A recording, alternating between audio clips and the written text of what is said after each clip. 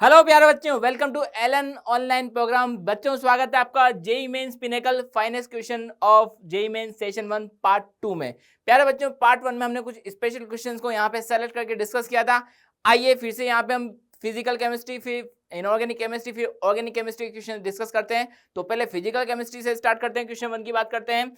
NO2 required for a reaction is produced by decomposition of N2O5 in CCl4 as by the equation बच्चों आपको given है। The initial concentration of N2O5 is 3 mole per liter and it is 2.75 mole per liter after 30 minutes. The rate of formation of NO2 is x into 10 to power minus 3 mole per liter per minute, value of x। तो बच्चा आपको information N2O5 का given है और calculation किसके लिए करनी है, रेट ऑफ फॉर्मेशन NO2 का आपको निकालना है। तो पहले देखिएगा बच्चे यहाँ पे एक्सप्रेशन क्या होगा रेट ऑफ रिएक्शन का।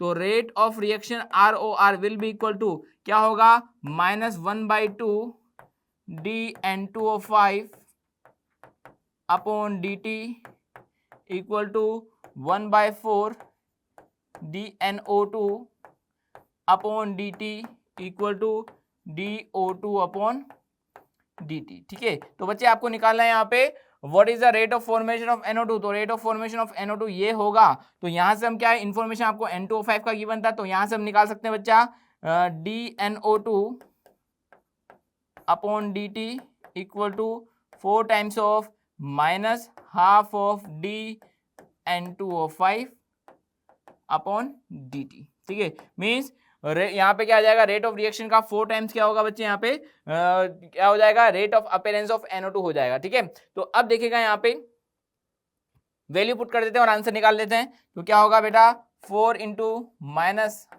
-half इंटू N2O5 का final concentration 2.75, initial concentration 3 molar था, अपॉन टाइम कितना लगा इसमें, 30 मिनट टाइम लग गया है।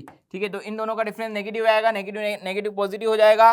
सो dNO2 upon dt will be equal to कितना हो जाएगा, 2 से 4 2 टाइम्स कैंसिल आउट हो जाएगा। डिफरेंस कितना है बेटा यहाँ पे 0.25 का अपॉन 30। तो कैलकुलेशन करेंगे 0.5 अपॉन 30 या 5 into 10 to power -2 upon 3।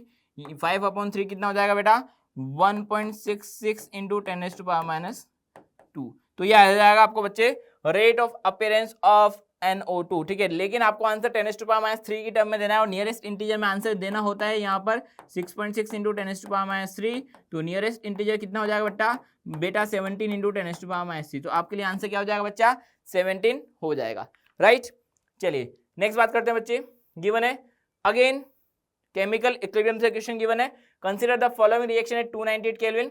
Delta G not आपको पूछा है बच्चा। अगर इक्विलिब्रियम पे डेल्टा जी नॉट आपको निकालना है तो हमें पता है इक्विलिब्रियम पे डेल्टा जी क्या होता है बेटा, 0 होता है। रिलेशन क्या होगा यहाँ पे, delta G equal to delta G not plus RT/ln/Q। ठीक है, यहां से हम क्या बोल सकते हैं, एट इक्विलिब्रियम क्या होता है, delta G equal to 0 and Q किस में कन्वर्ट हो जाएगा बच्चा, के में कन्वर्ट हो जाएगा। जो भी इक्विलिब्रियम कांस्टेंट है उसको यहाँ प्लेस कर देंगे। Then delta G not will be equal to -2.303 RT log K। अब यहाँ पे सारा इंफॉर्मेशन आपको गिवन है।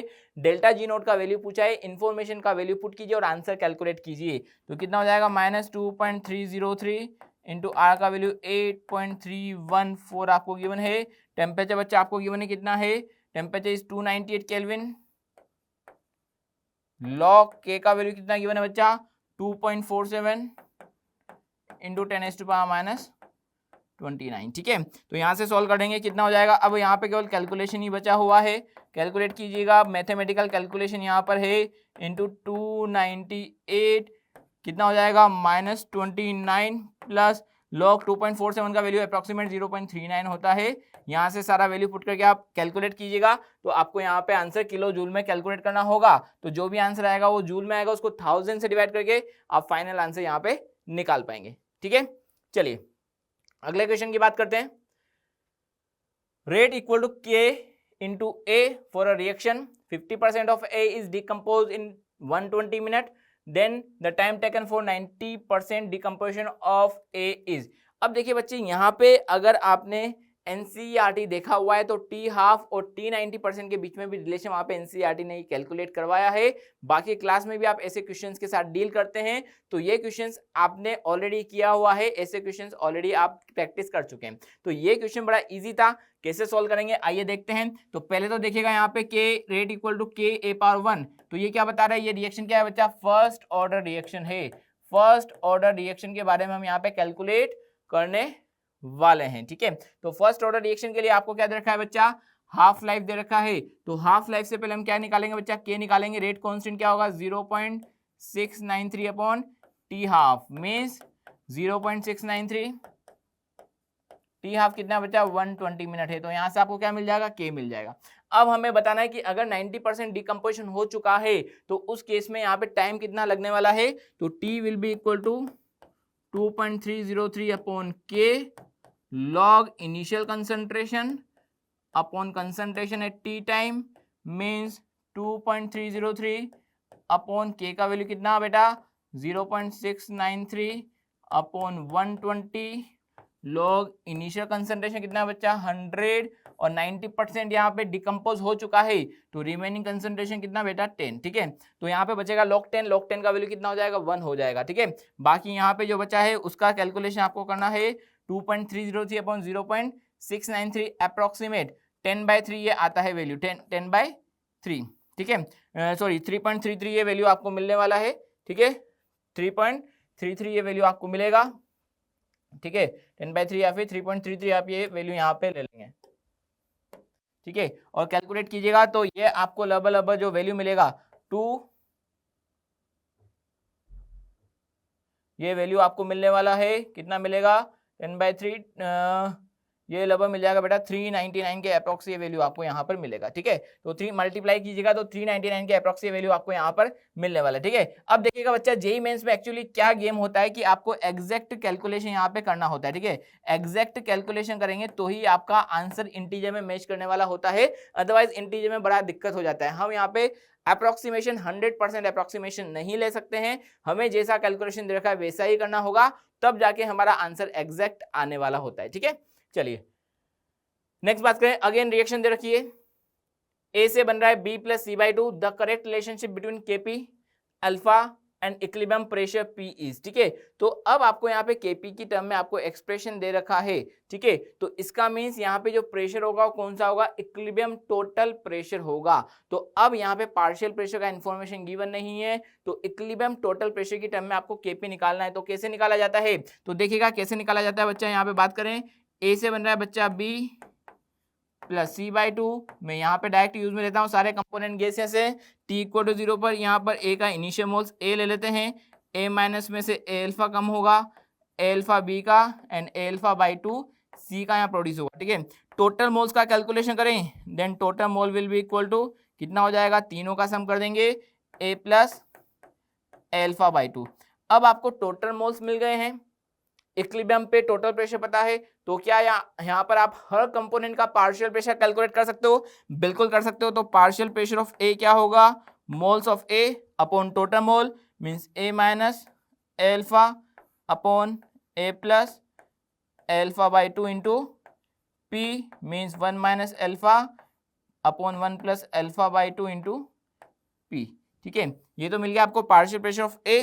Similarly partial pressure of B भी हम निकाल लें, क्या होगा, moles of B alpha upon total mole कितना होगा, A plus alpha by 2 into P means alpha upon 1 plus alpha by 2 into P, ठीक है।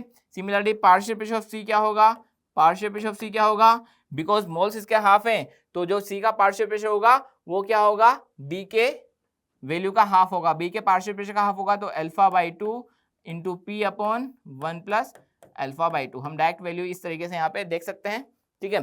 तो ये आपको मिल गया partial pressure of A B and C. अब यहाँ पे वैल्यू पुट कीजिए तो केपी का वैल्यू आपको मिल जाएगा, then KP will be equal to partial pressure of B कितना मिला है आपको यहाँ पर, alpha upon 1 plus alpha into P, this is partial pressure of B.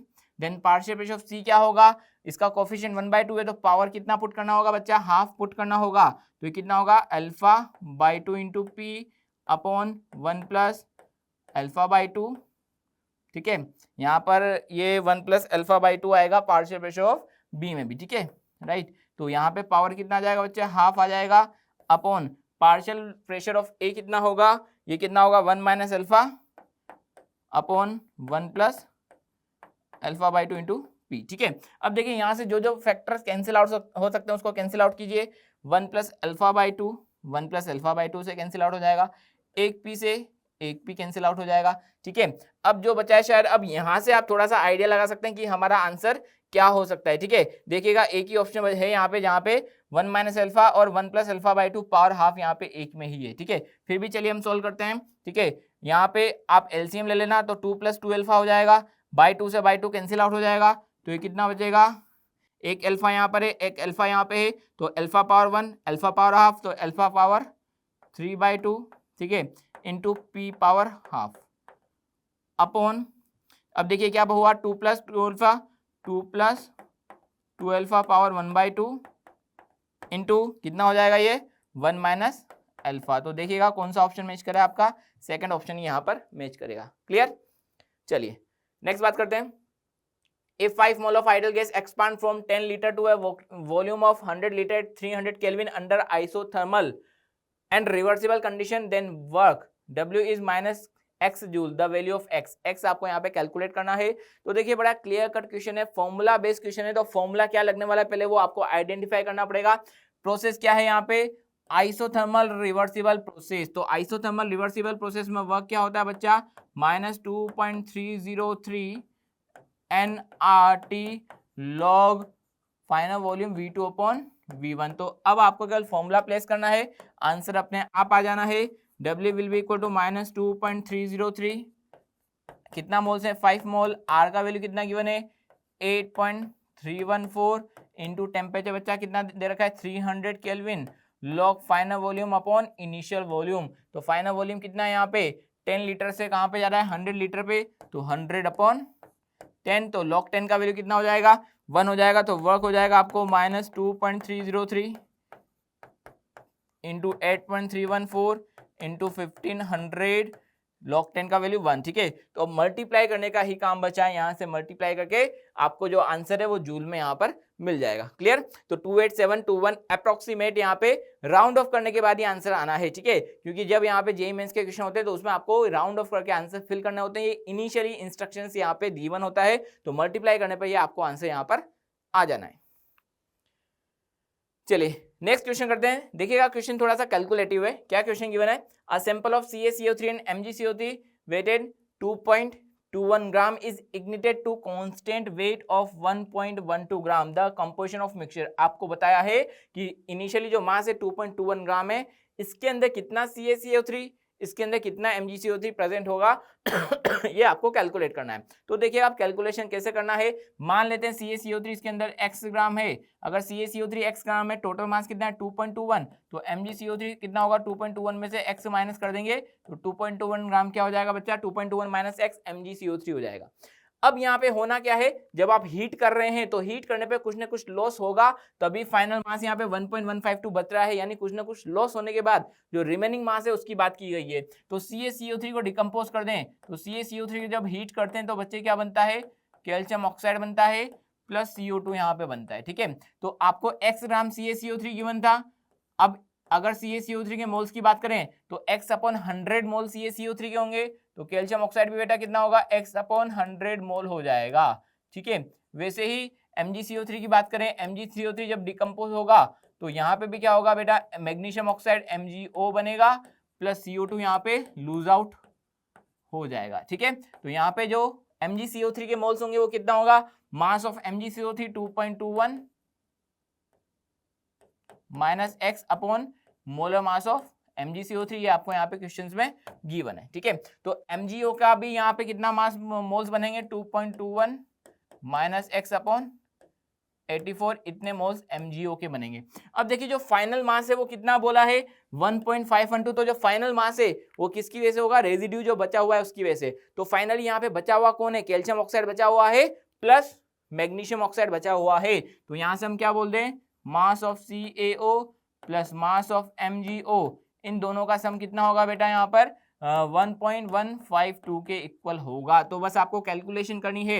Moles आपको कैल्शियम ऑक्साइड के हैं x/100, इसका मोलर मास कितना होता है बेटा 56, तो ये मास ऑफ कैल्शियम ऑक्साइड हो गया, प्लस 2.21 माइनस x/84, इसका मोलर मास बेटा कितना होता है 24 + 16 40 ग्राम हो गया, इक्वल टू 1.152। ठीक है, अब मल्टीप्लाई कीजिए, एलसीएम ले लीजिए और आंसर निकाल लीजिए। एलसीएम कितना होगा बेटा इसका 100/100 × 84, इसका एलसीएम ले लेते हैं। ठीक है, तो यहाँ पे ये कितना हो जाएगा 84 × 56 x प्लस कितना हो जाएगा यहाँ पर 100 × 40 × 2.21 माइनस x इक्वल टू 1.152। तो ये क्या हो जाएगा बेटा, यहाँ पे फाइनली आपको यहाँ से x का वैल्यू कैलकुलेट करना होगा। x का वैल्यू कैलकुलेट करने पर जो x होगा वो क्या होगा CaCO3 होगा, तो यहाँ से आपको CaCO3 का मास मिल जाएगा। तो ओवरऑल फाइनली जो यहाँ पे कैलकुलेशन आपको करनी है मैथमेटिकल कैलकुलेशन है, मल्टीप्लाई कीजिए और x का वैल्यू आप यहाँ से निकाल पाएंगे, तो आपको जो आंसर है वो फर्स्ट आंसर यहाँ पे मिल जाएगा आफ्टर कैलकुलेशन। ठीक है, चलिए नेक्स्ट बात करते हैं बच्चे। गिवन आपको देखिएगा बड़ा सिंपल कंसंट्रेशन टर्म से क्वेश्चन आया हुआ है कि यहाँ पे मोलरिटी क्या होगा, तो मोलरिटी का कैलकुलेशन करना है। बोला है the molarity of 1 litre orthophosphoric acid H3PO4 आपको गिवन है, having 70% purity by weight, specific gravity density आपको गिवन है, और यहाँ पे पूछा है मोलरिटी क्या होगा। तो पहले तो बच्चे मोलरिटी का फॉर्मूला आपको पता होना चाहिए कि मोल्स अपॉन वॉल्यूम यहाँ पे मोलरिटी का फॉर्मूला होता है। ठीक है, तो मोल्स कैलकुलेट करने के लिए आपके पास यहाँ पे मास होना चाहिए। मास किसका, जिसके मोल्स निकालने हैं, जिसकी कंसंट्रेशन निकालनी है। कंसंट्रेशन किसका, H3PO4 का। तो बोला है H3PO4 क्या है बेटा 70% है बाय वेट, टोटल वेट का 70% है। तो पहले वेट हमें सॉल्यूशन का यहाँ पे निकालना पड़ेगा। तो वॉल्यूम ऑफ सॉल्यूशन आपको गिवन है वो कितना है बेटा 1 litre means 1000 ml। Density of solution आपको गिवन है कितना 1.54 ग्राम पर सेंटीमीटर क्यूब। 1000 ml बोलो या फिर 1000 सेंटीमीटर क्यूब बोलो बच्चा, एक ही बात है। तो यहाँ पे मास ऑफ सॉल्यूशन क्या हो जाएगा बेटा, mass of solution density into volume से।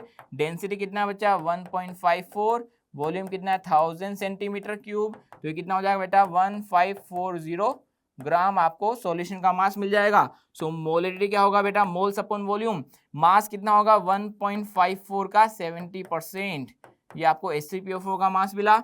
मोलर मास कितना 98 होगा, और वॉल्यूम सॉल्यूशन कितना 1 लीटर है। ठीक है, तो यहाँ से आप कैलकुलेट करेंगे तो आपको मिल जाएगा बेटा ये कितना 11 मोलर के आसपास। ठीक है, तो ये भी केवल कैलकुलेशन बेस्ड था। फॉर्मूला अगर क्लियर है तो यहाँ से आप आंसर इजीली कैलकुलेशन के थ्रू निकाल सकते हैं, राइट।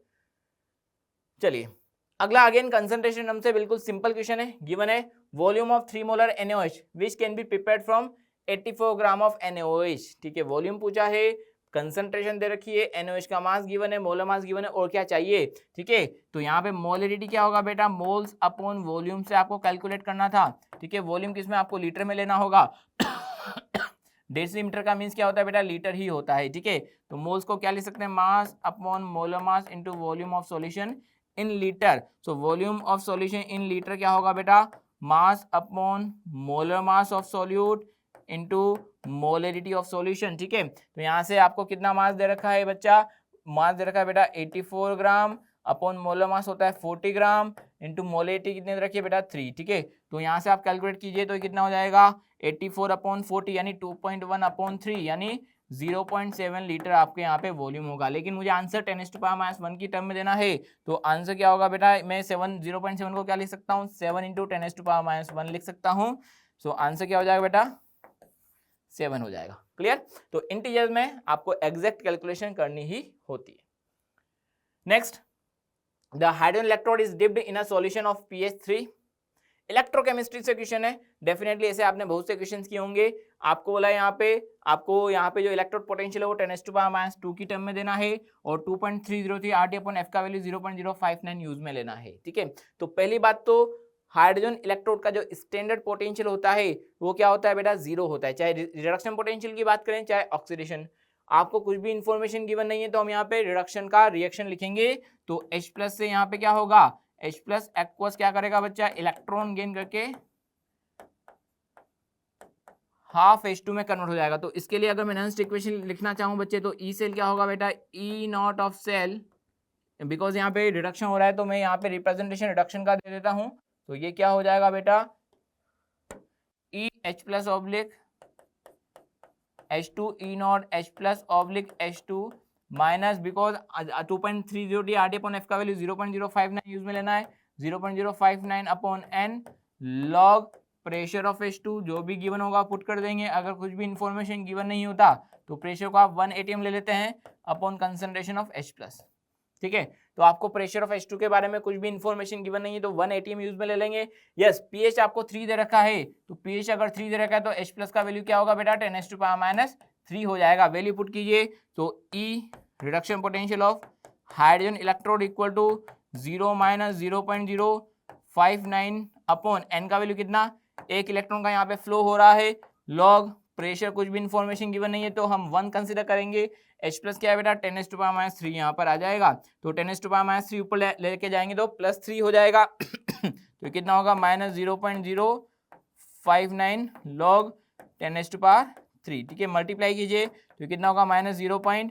कितना, 9 3 जा 27, 2 9 3 जा सॉरी ठीक है 5 3 जा 15 एंड ये 17, तो ये हो जाएगा 0.177 वोल्ट। लेकिन आपको आंसर 10⁻² की टर्म में देना है तो हम इसको क्या लिख सकते हैं, -17.7 इंटू 10⁻² वोल्ट। अब यहाँ पे नियरेस्ट इंटीजर में आंसर देना होता है तो 7.7 का जो आंसर होगा नियरेस्ट इंटीजर क्या हो जाएगा बेटा, 18 हो जाएगा। तो आपके लिए करेक्ट आंसर क्या होगा बच्चे, 18 हो जाएगा, राइट। चलिए, गिवन है choose the correct option for the free expansion of idol gas. Yes, देखिए फ्री एक्सपांशन क्वेश्चन बड़े कॉमन है और आते भी हैं। फ्री एक्सपांशन होता क्या है, फ्री एक्सपांशन का मीन्स जो पी एक्सटर्नल क्या होता है बेटा, जब पी एक्सटर्नल 0 होता है तो ये जो पिस्टन है वो फ्रीली एक्सपांड होता है, फ्रीली एक्सपांड हो रहा है तो इस केस में रोकने वाला कोई नहीं है। अंडर एडियाबेटिक कंडीशन आपको दे रखा है तो यहाँ पे क्यू भी क्या होगा बच्चा, 0 हो जाएगा। एक्सटर्नल प्रेशर 0 है तो W यहाँ पे क्या हो जाएगा बेटा, 0 हो जाएगा। फर्स्ट लॉ ऑफ थर्मोडायनेमिक्स के अकॉर्डिंग आप क्या बोल सकते हैं बच्चा, delta U equal to Q plus W के अकॉर्डिंग Q 0 है, W 0 है तो डेल्टा U भी क्या होगा बेटा, 0 हो जाएगा। डेल्टा U अगर 0 है तो इसका मीन्स NCV डेल्टा T के अकॉर्डिंग आप क्या बोल सकते हैं, डेल्टा T भी क्या हो जाएगा बच्चा, 0 हो जाएगा। अगर डेल्टा T 0 है तो डेल्टा H क्या होता है बच्चा, NCP डेल्टा T होता है तो डेल्टा H भी क्या हो जाएगा बेटा, 0 हो जाएगा। तो इतनी सारी टर्म्स यहाँ पे 0 हो जाती है, तो कहाँ पे सारी टर्म 0 हो रही है वो चेक कर लो। Q 0, delta T 0, W 0 means आपके लिए करेक्ट ऑप्शन क्या हो जाएगा, फोर्थ हो जाएगा, राइट। चलिए नेक्स्ट गिवन है आपको, कंसिडर द फॉलोइंग रिएक्शन। एक रिएक्शन गिवन है, PbCl2 की रिएक्शन अमोनियम फॉस्फेट के साथ हो रही है, लेड फॉस्फेट और अमोनियम क्लोराइड बन रहा है। If 72 millimole of PbCl2 is mixed with 50 millimole of ammonium phosphate, then amount of lead phosphate formed in millimole.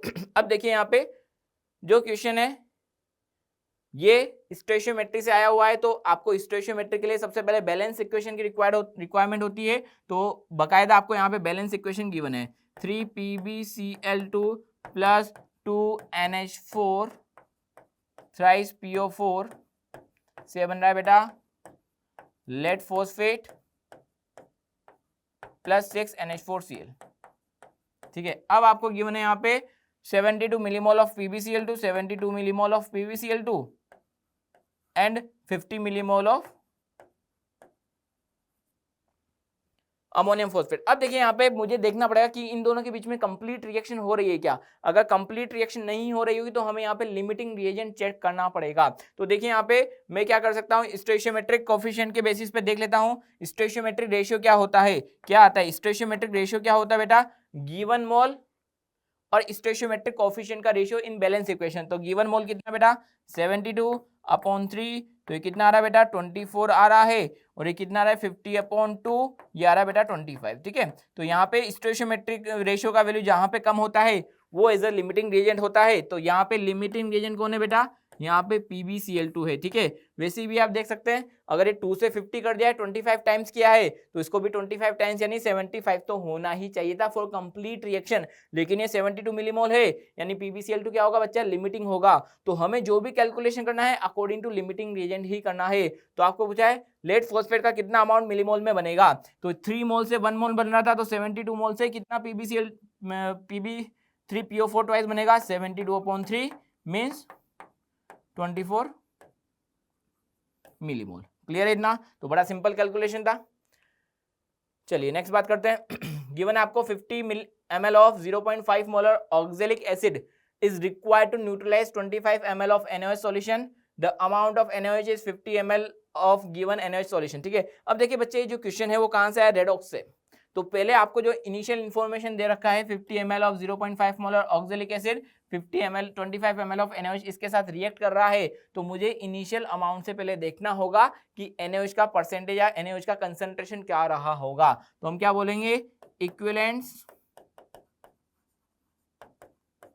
Of H2C2O4 equal to equivalent of NaOH, तो ये क्या होगा, N into V of H2C2O4 equal to N into V of NaOH, ठीक है। तो देखिएगा पहले तो मुझे वैलेंसी फैक्टर बताइए, H2C2O4 का वैलेंसी फैक्टर क्या होगा, 2 होगा, बिकॉज 2H प्लस यहाँ से लूज हो रहे हैं, तो मैं इसको क्या ले सकता हूँ, valency factor into molarity into volume of H2C2O4 equal to valency factor into molarity into volume of NaOH। तो H2C2O4 का वैलेंसी फैक्टर बेटा कितना है, यहाँ पे 2 है।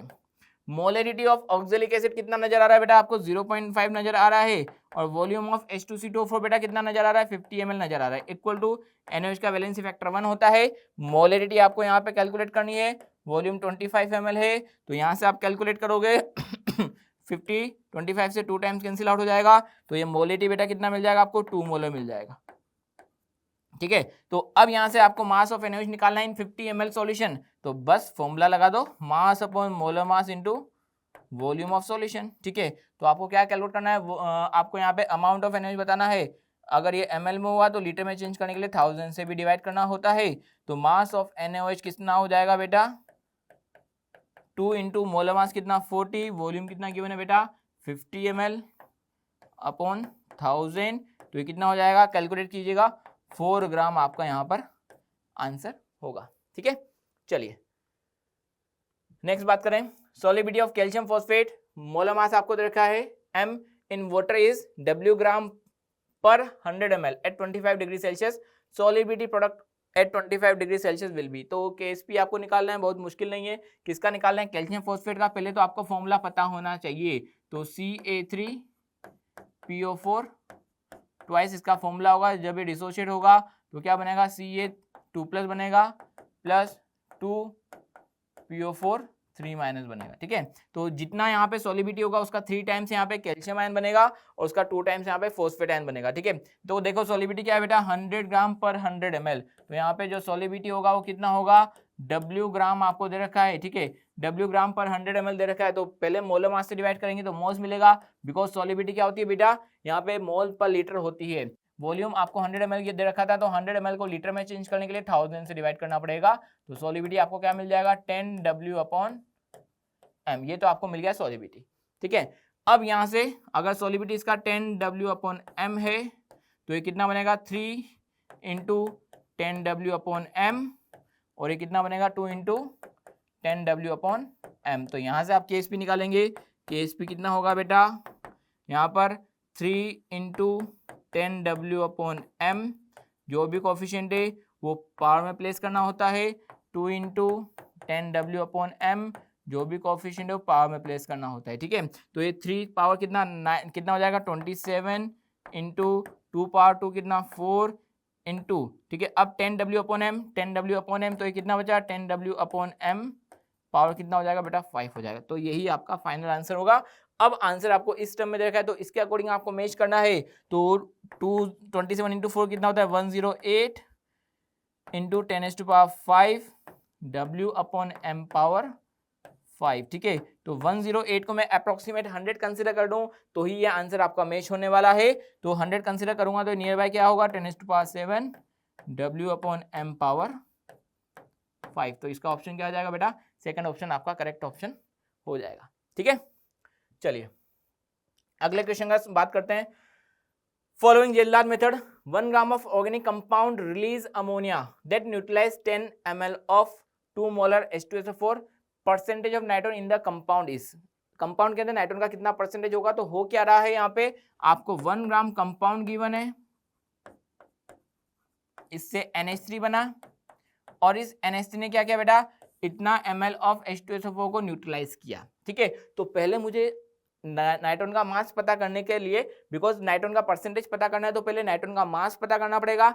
नाइट्रोजन का मास पता करने से पहले अमोनिया के मोल्स कैलकुलेट करने पड़ेंगे। जितने अमोनिया के मोल्स होंगे उसके अंदर उतना ही नाइट्रोजन प्रेजेंट होगा। तो अमोनिया के मोल्स कैलकुलेट करने के लिए हमें H2SO4 का इंफॉर्मेशन गिवन है, तो हम क्या बोलेंगे, equivalence up of NH3, because यहाँ पे न्यूट्रलाइजेशन रिएक्शन होगी तो दोनों के इक्विवेलेंस आपस में बराबर होंगे, equal to equivalence of H2SO4, ठीक है। तो इक्विवेलेंस को मैं क्या लिख सकता हूं, अमोनिया का वैलेंसी फैक्टर तो 1 ही होगा क्योंकि ये एक ही H+ को न्यूट्रलाइज कर पाएगा, राइट। तो इसके इक्विवेलेंस क्या होंगे, मास अपॉन इक्विवेलेंट वेट या फिर valency factor into mass upon molar mass. ये क्या होगा बेटा, अमोनिया के, या फिर यहाँ पे मैं सिंपली अमोनिया के मोल्स निकाल लेता हूं, ठीक है। Equivalents into moles of ammonia,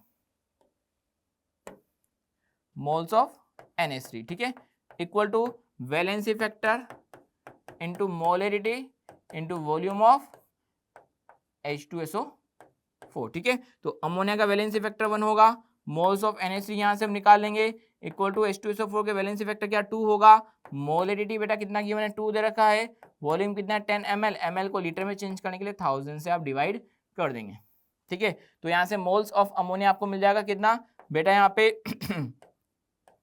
40/1000, यानी मोल्स ऑफ अमोनिया जितना होगा उतना ही मोल्स ऑफ नाइट्रोजन आ जाएगा, ठीक है। तो यहाँ से आपको मास ऑफ नाइट्रोजन निकालना है, तो मास ऑफ नाइट्रोजन कितना होगा बेटा, जितना मोल्स है उसका 14 से मल्टीप्लाई कर देंगे, बिकॉज एक नाइट्रोजन का ग्राम एटॉमिक मास कितना होता है 14 ग्राम होता है, तो 4/100 इंटू 14, तो ये क्या हो जाएगा, mass of nitrogen in the complex आपको मिल जाएगा, कंपाउंड मिल जाएगा। परसेंटेज ऑफ नाइट्रोजन कितना होगा, mass of nitrogen upon W total into 100, तो ये मास ऑफ नाइट्रोजन है, W टोटल कितना है 1 ग्राम, 100 से मल्टीप्लाई करेंगे तो ये कितना आ जाएगा 56% आपका आंसर आ जाएगा। क्लियर, तो ये बड़ा सिंपल कैलकुलेशन था। चलिए अगले क्वेश्चन की बात करते हैं। आपको ये रिएक्शन क्वेश्चन दे रखा है केमिकल काइनेटिक्स से, जहां पे फर्स्ट ऑर्डर ऑफ रिएक्शन आपको यहाँ पे अप्लाई करना था। The ratio of carbon 14 to carbon 12 in a piece of wood is 1/8 part that of atmosphere, यानी जितना होता है उसका अब 1/8 पार्ट ही बचा हुआ है।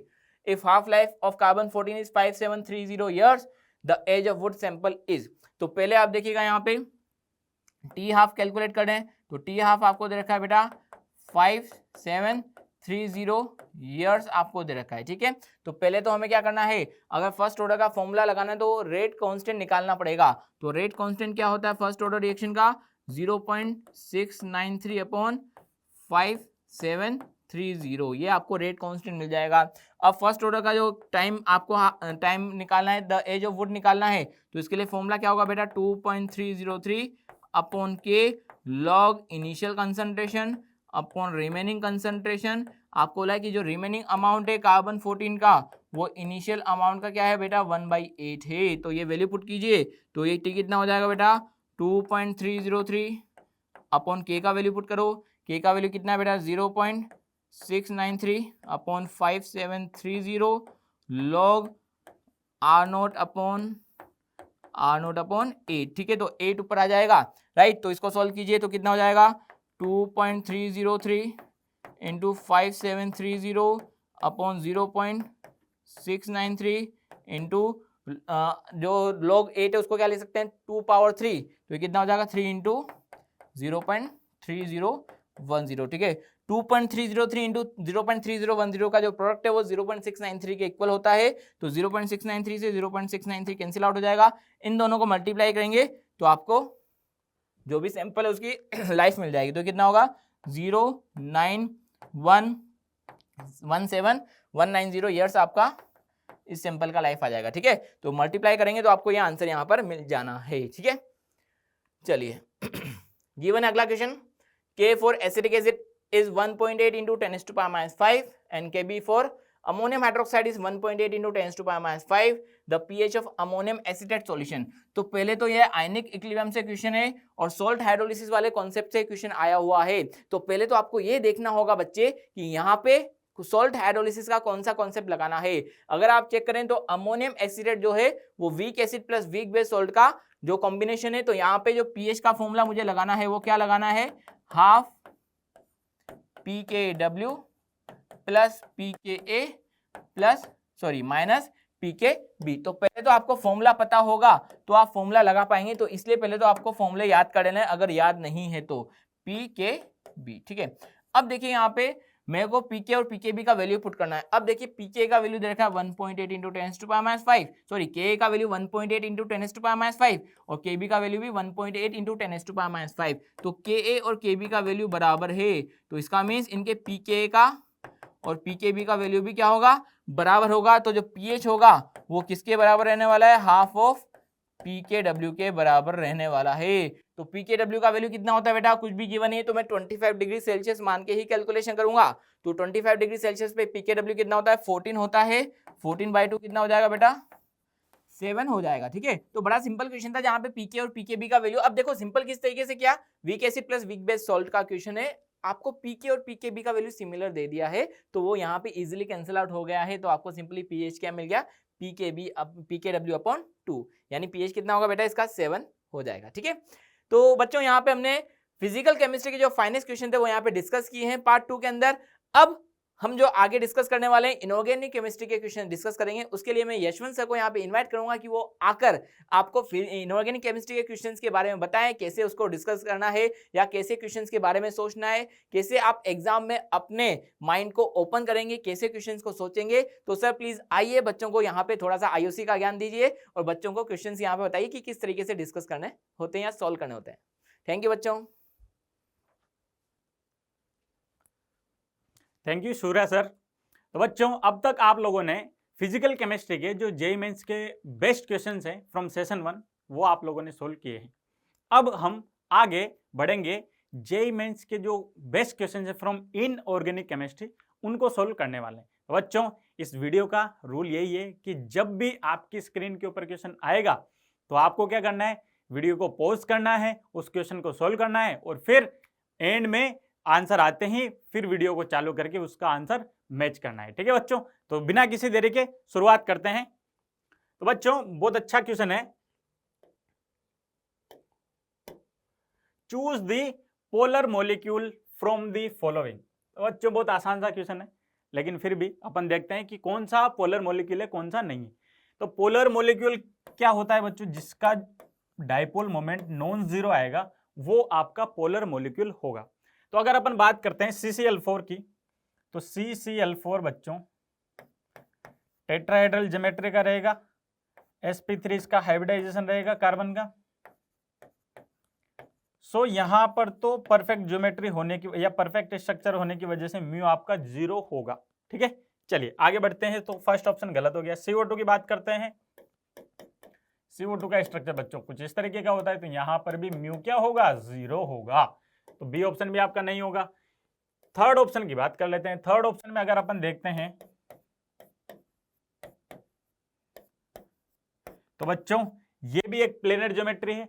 प्लेनर ज्योमेट्री होने की वजह से यहां पर भी आपका जो सिमेट्रिकल ज्योमेट्री और स्ट्रक्चर होने की वजह से म्यू क्या आएगा, 0 आएगा। नाउ अपन बात करते हैं CHCl3 की। तो बच्चों CHCl3 में कार्बन आपका sp3 हाइब्रिडाइज्ड होगा और इसकी स्ट्रक्चर अगर अपन देखते हैं तो एक हाइड्रोजन रहेगा, बाकी आपका 3 क्लोरीन रहेगा। तो बच्चों हम देख पा रहे हैं क्योंकि ये जो मॉलिक्यूल है ये अनसिमेट्रिकल है, आपका म्यू क्या आएगा, म्यू आएगा नॉन जीरो। तो बच्चों हमसे पूछा गया था कि पोलर मॉलिक्यूल कौन सा होगा। पोलर मॉलिक्यूल क्या होता है, जिसके लिए म्यू नॉन जीरो आता है। सो आपका कौन सा ऑप्शन करेक्ट हो जाएगा, D option would be correct answer. And बच्चों आप लोग देख पा रहे हैं ये क्वेश्चन पूछा गया था आपको 27 जनवरी शिफ्ट फर्स्ट यानी कि मॉर्निंग वाली शिफ्ट में पूछा गया था। तो इसका आंसर चेक कर लेते हैं, that is fourth option is your correct answer. चलिए आगे बढ़ते हैं और अगला क्वेश्चन देखते हैं। Question is choose the correct option having all the elements with D10 electronic configuration from the following. बच्चों बहुत आसान सा क्वेश्चन है, लेकिन अपने को ध्यान से करना है, ठीक है? ठीक है, चलिए करते हैं। सबसे पहला ऑप्शन देखते हैं बच्चों। सबसे पहले ऑप्शन में अगर अपन देखते हैं तो यहाँ पर क्रोमियम, फेरस, निकल, कोबाल्ट सब कुछ दिया हुआ है बच्चों। क्रोमियम का अपने को पता है कि 3D5 4S1 होता है, तो D10 आना यहाँ पर पॉसिबल है ही नहीं। तो क्रोमियम से अगर अपन देखें तो क्रोमियम यहाँ पर भी अवेलेबल है, यहाँ पर भी अवेलेबल है, तो ये वाला ऑप्शन भी गलत हो जाएगा। क्रोमियम अगर देखा जाए तो बच्चों यहाँ पर भी है, तो ये वाला ऑप्शन भी गलत हो जाएगा। बच्चों देखिए डायरेक्ट आप लगा सकते हो कि सेकंड ऑप्शन आपका करेक्ट आंसर है विद इन 10 सेकेंड, लेकिन फिर भी मैं आपको इसको सोल्व करके बताता हूं। कॉपर 2019 की बात करें तो बच्चों हमें पता है इसका कॉन्फ़िगरेशन होगा ऑर्गन 3D10 4S1, ठीक है। जिंक की अपन को पता है, जिंक का जो कॉन्फ़िगरेशन हो जाएगा वो हो जाएगा 3D10 4S2, तो यहां पर भी 3D10 मिल रहा है। नाउ अगर अपन कैडमियम की बात करते हैं बच्चों, कैडमियम 48 की जब अपन बात करते हैं तो यहां पर आ जाता है बच्चों 4D10 5S2, सो ये भी आपका करेक्ट है। नाउ अगर सिल्वर की बात करते हैं तो सिल्वर का 47 एटॉमिक नंबर होने की वजह से ये हो जाएगा आपका 4D10 5S1, ठीक है। यहां पर बच्चों एस में आपका इलेक्ट्रॉन पहले भरते, मतलब एस में आपका पेयरिंग क्यों नहीं हुआ, क्योंकि आपका जो 4D10 था यहां पर 4D10 ज्यादा स्टेबल होने की वजह से जो Ag है, Ag47 जो आपका एलिमेंट है, यहां पर आपको 4D10 कॉन्फ़िगरेशन देखने को मिलता है। सिमिलरली कॉपर में भी आपको 3D10 कॉन्फ़िगरेशन देखने को मिलता है ड्यू टू देयर स्टेबिलिटी। चलिए बच्चों इसका आंसर चेक करते हैं। आंसर इज सेकंड ऑप्शन, ठीक है। चलिए आगे बढ़ते हैं और अगला क्वेश्चन देखते हैं। The question is which of the following can not function as an oxidizing agent. तो बच्चों सबसे पहले समझते हैं कि यार ऑक्सीडाइजिंग एजेंट क्या होता है। ऑक्सीडाइजिंग एजेंट, ऑक्सीडाइजिंग एजेंट वो होगा बच्चों जो सामने वाले का ऑक्सीडेशन करेगा, खुद का रिडक्शन करेगा, self reduction and oxidises other species. Now अब अपन देखते हैं एक करके ऑप्शन। यहां पर बच्चों N3- दिया हुआ है, तो N3- का जो आपका कॉन्फ़िगरेशन अगर देखोगे तो N3- यानी कि ये नियोन का कॉन्फ़िगरेशन ले चुका है बच्चों। अब नाइट्रोजन के पास कोई भी ऑर्बिटल खाली नहीं है, तो ये इलेक्ट्रॉन एक्सेप्ट कर ही नहीं सकता। इलेक्ट्रॉन एक्सेप्ट कर नहीं सकता मतलब इसका रिडक्शन नहीं हो सकता, इसका रिडक्शन नहीं हो सकता, तो ये सामने वाले को ऑक्सीडाइज नहीं कर सकता। It means it can not act as an oxidizing agent. तो आपका आंसर तो पहले आ गया बच्चों, first option can not act as an oxidizing agent. फिर भी यहां बात कर लेते हैं। SO4 2- में सल्फर का ऑक्सीडेशन है, स्टेट है +6, तो बच्चों ये खुद रिड्यूस हो सकता है, खुद रिड्यूस हो सकता है। +6 से ये +4 +2 में जा सकता है, या 0 में भी जा सकता है और सामने वाले को ऑक्सीडाइज कर देगा। सो ये ऑप्शन नहीं होगा हमारा। सिमिलरली BaRO3- की अगर अपन बात करते हैं तो यहाँ पर ये +5 है, तो ये भी इसी तरीके से रिड्यूस भी हो सकता है और ऑक्सीडाइज भी हो सकता है, ठीक है। सो अपन बोल सकते हैं कि ये काम कर सकता है ऑक्सीडाइजिंग एजेंट की तरह। सिमिलरली MnO4- की अगर अपन बात करते हैं तो ये +7 में है बच्चों, तो ये भी खुद रिड्यूस हो सकता है और सामने वाले को ऑक्सीडाइज कर सकता है। तो हमारा ऑप्शन कौन सा करेक्ट हो जाएगा, first option, that is N3-। ठीक है बच्चों, चलिए अगले क्वेश्चन की तरफ बढ़ते हैं और सोल्व करते हैं। क्वेश्चन है कि identify the incorrect pair from the following. बच्चों बहुत आसान सा क्वेश्चन है, लेकिन मेमोरी बेस्ड क्वेश्चन। अब आपको देखना पड़ेगा कि फोटोग्राफी में किसका यूज किया जाता है। फोटोग्राफी में AGBR का यूज किया जाता है, तो पहला ऑप्शन क्या है, करेक्ट है। देखो भैया क्वेश्चन आया है, इंफॉर्मेशन बेस्ड है, आपको याद ही करना पड़ेगा और कोई इसका तरीका नहीं है। सो पहला ऑप्शन आपका करेक्ट हो जाएगा। सेकेंड अगर आप देखोगे तो पॉलीथीन प्रिपरेशन में आप TiCl4 और AlCH3 होल थ्राइस का यूज करते हो, बिल्कुल सही बात है, यह भी आपको याद रखना पड़ेगा। थर्ड ऑप्शन में देखते हैं हेबर्स प्रोसेस, हेबर्स प्रोसेस में आयरन का अपन यूज करते हैं, बिल्कुल सही बात है। हेबर्स प्रोसेस जो होती है हमने अमोनिया प्रोडक्शन की प्रोसेस, उसमें अपन आयरन का एज ए कैटलिस्ट यूज करते हैं। वेकर प्रोसेस की बात करते हैं। वेकर प्रोसेस में बच्चों PtCl2 नहीं होता है, यहां पर अपन यूज करते हैं PdCl2। ठीक है, सो आपका डी ऑप्शन हो जाएगा गलत। तो यहां पर इनकरेक्ट पेयर पूछा था बच्चों हम लोगों से, तो आपका आंसर कौन सा हो जाएगा? Fourth option is your correct answer. चलिए आगे बढ़ते हैं और अगले क्वेश्चन की तरफ मूव करते हैं। क्वेश्चन है total number of ions from the following with noble gas configuration is. बच्चों बहुत आसान सा क्वेश्चन है, लेकिन फिर भी अपन देखते हैं कि इसको किस तरीके से अपन सोल्व कर सकते हैं। तो बच्चों नोबल गैस कॉन्फ़िगरेशन के लिए आपके पास केवल इलेक्ट्रॉन अगर पता लग जाए आपको सारे आयंस के, तो क्या आप बता सकते हो कि नोबल गैस कॉन्फ़िगरेशन आ रहा है या नहीं आ रहा है? ठीक है, तो आप पहले ऐसा करो, नोबल गैस कॉन्फ़िगरेशन के इलेक्ट्रॉन्स लिख लेते हैं। तो बच्चों नियोन के होता है 10, ऑर्गन के 18, 18 के बाद 36, 54 और फिर यहां पर हो जाएगा 86। तो ये सारे के सारे क्या होते हैं? Number of electrons for noble gas configuration. तो चलिए देखते हैं कि किसके इलेक्ट्रॉन इतने आ रहे हैं। सबसे पहले बात करते हैं Sr2+। इसका Z38 दिया हुआ है, तो अगर 2+ की बात करें तो क्या ये 36 हो जाएगा क्या? बिल्कुल सही बात है। तो क्या ये नोबल गैस कॉन्फ़िगरेशन हो जाएगा? बिल्कुल सही। Cesium+ की बात करें तो ये कितना हो जाएगा बच्चों? 54 हो जाएगा, तो ये भी नोबल गैस कॉन्फ़िगरेशन ले लेगा। लेकिन देन हम 2+ नहीं लेगा, क्योंकि यहाँ पर इलेक्ट्रॉन हो जाएंगे 55। Pb2+ की बात करते हैं तो यहाँ पर हो जाएंगे 80, तो ये भी नहीं ले पाएगा। Yb2+ की बात करते हैं तो ये 68 हो जाएगा, ये भी नहीं ले पाएगा। ठीक है, Fe2 पॉजिटिव की बात करते हैं तो ये 24 इलेक्ट्रॉन होंगे इसके पास, तो ये भी नोबल गैस कॉन्फ़िगरेशन अटेन नहीं कर पाएगा। तो यहाँ पर अगर आप आंसर देख पा रहे हैं तो 1 and 2, तो आपका आंसर कितना हो जाएगा? 2 number of species can attain the noble gas configuration, तो आपका आंसर आ जाएगा 2। ठीक है बच्चों, बहुत आसान सा क्वेश्चन था, इस तरीके से इसको अपन सोल्व कर सकते हैं। चलिए आगे बढ़ते हैं और अगला क्वेश्चन देखते हैं। क्वेश्चन है कि the number of non polar molecules from the following is. बच्चों इसका सॉल्यूशन देखते हैं, बहुत अपन पहले भी कर चुके हैं इस टाइप के क्वेश्चन, वापस से देखते हैं। सो नॉन पोलर आपको देखना है, तो HF अगर अपन बात करें तो इसके लिए म्यू तो नॉन जीरो आएगा भैया, तो ये क्या हो जाएगा? पोलर हो जाएगा। ये पोलर हो गया। H2O आपका क्या हो जाएगा बच्चों? H2O का भी म्यू नॉन जीरो आता है। क्यों? क्योंकि अगर आप इसकी स्ट्रक्चर बना के देखोगे तो कुछ इस तरीके का स्ट्रक्चर होता है, तो इसका म्यू क्या आता है? नॉन जीरो आता है, तो ये भी ऑप्शन नहीं होगा। SO2 की बात कर लेते हैं। SO2 का भी स्ट्रक्चर कुछ इस तरीके का होता है, तो यहाँ पर भी म्यू नॉन जीरो आता है, सो ये भी आपका नॉन पोलर नहीं होगा। H2 की बात कर लेते हैं। H2 में म्यू जीरो आएगा, सो it will be non polar. CO2 की बात करते हैं बच्चों। CO2 इस तरीके का लीनियर मॉलिक्यूल होता है, तो इसका म्यू क्या हो जाएगा? जीरो हो जाएगा। CH4 की बात कर लेते हैं।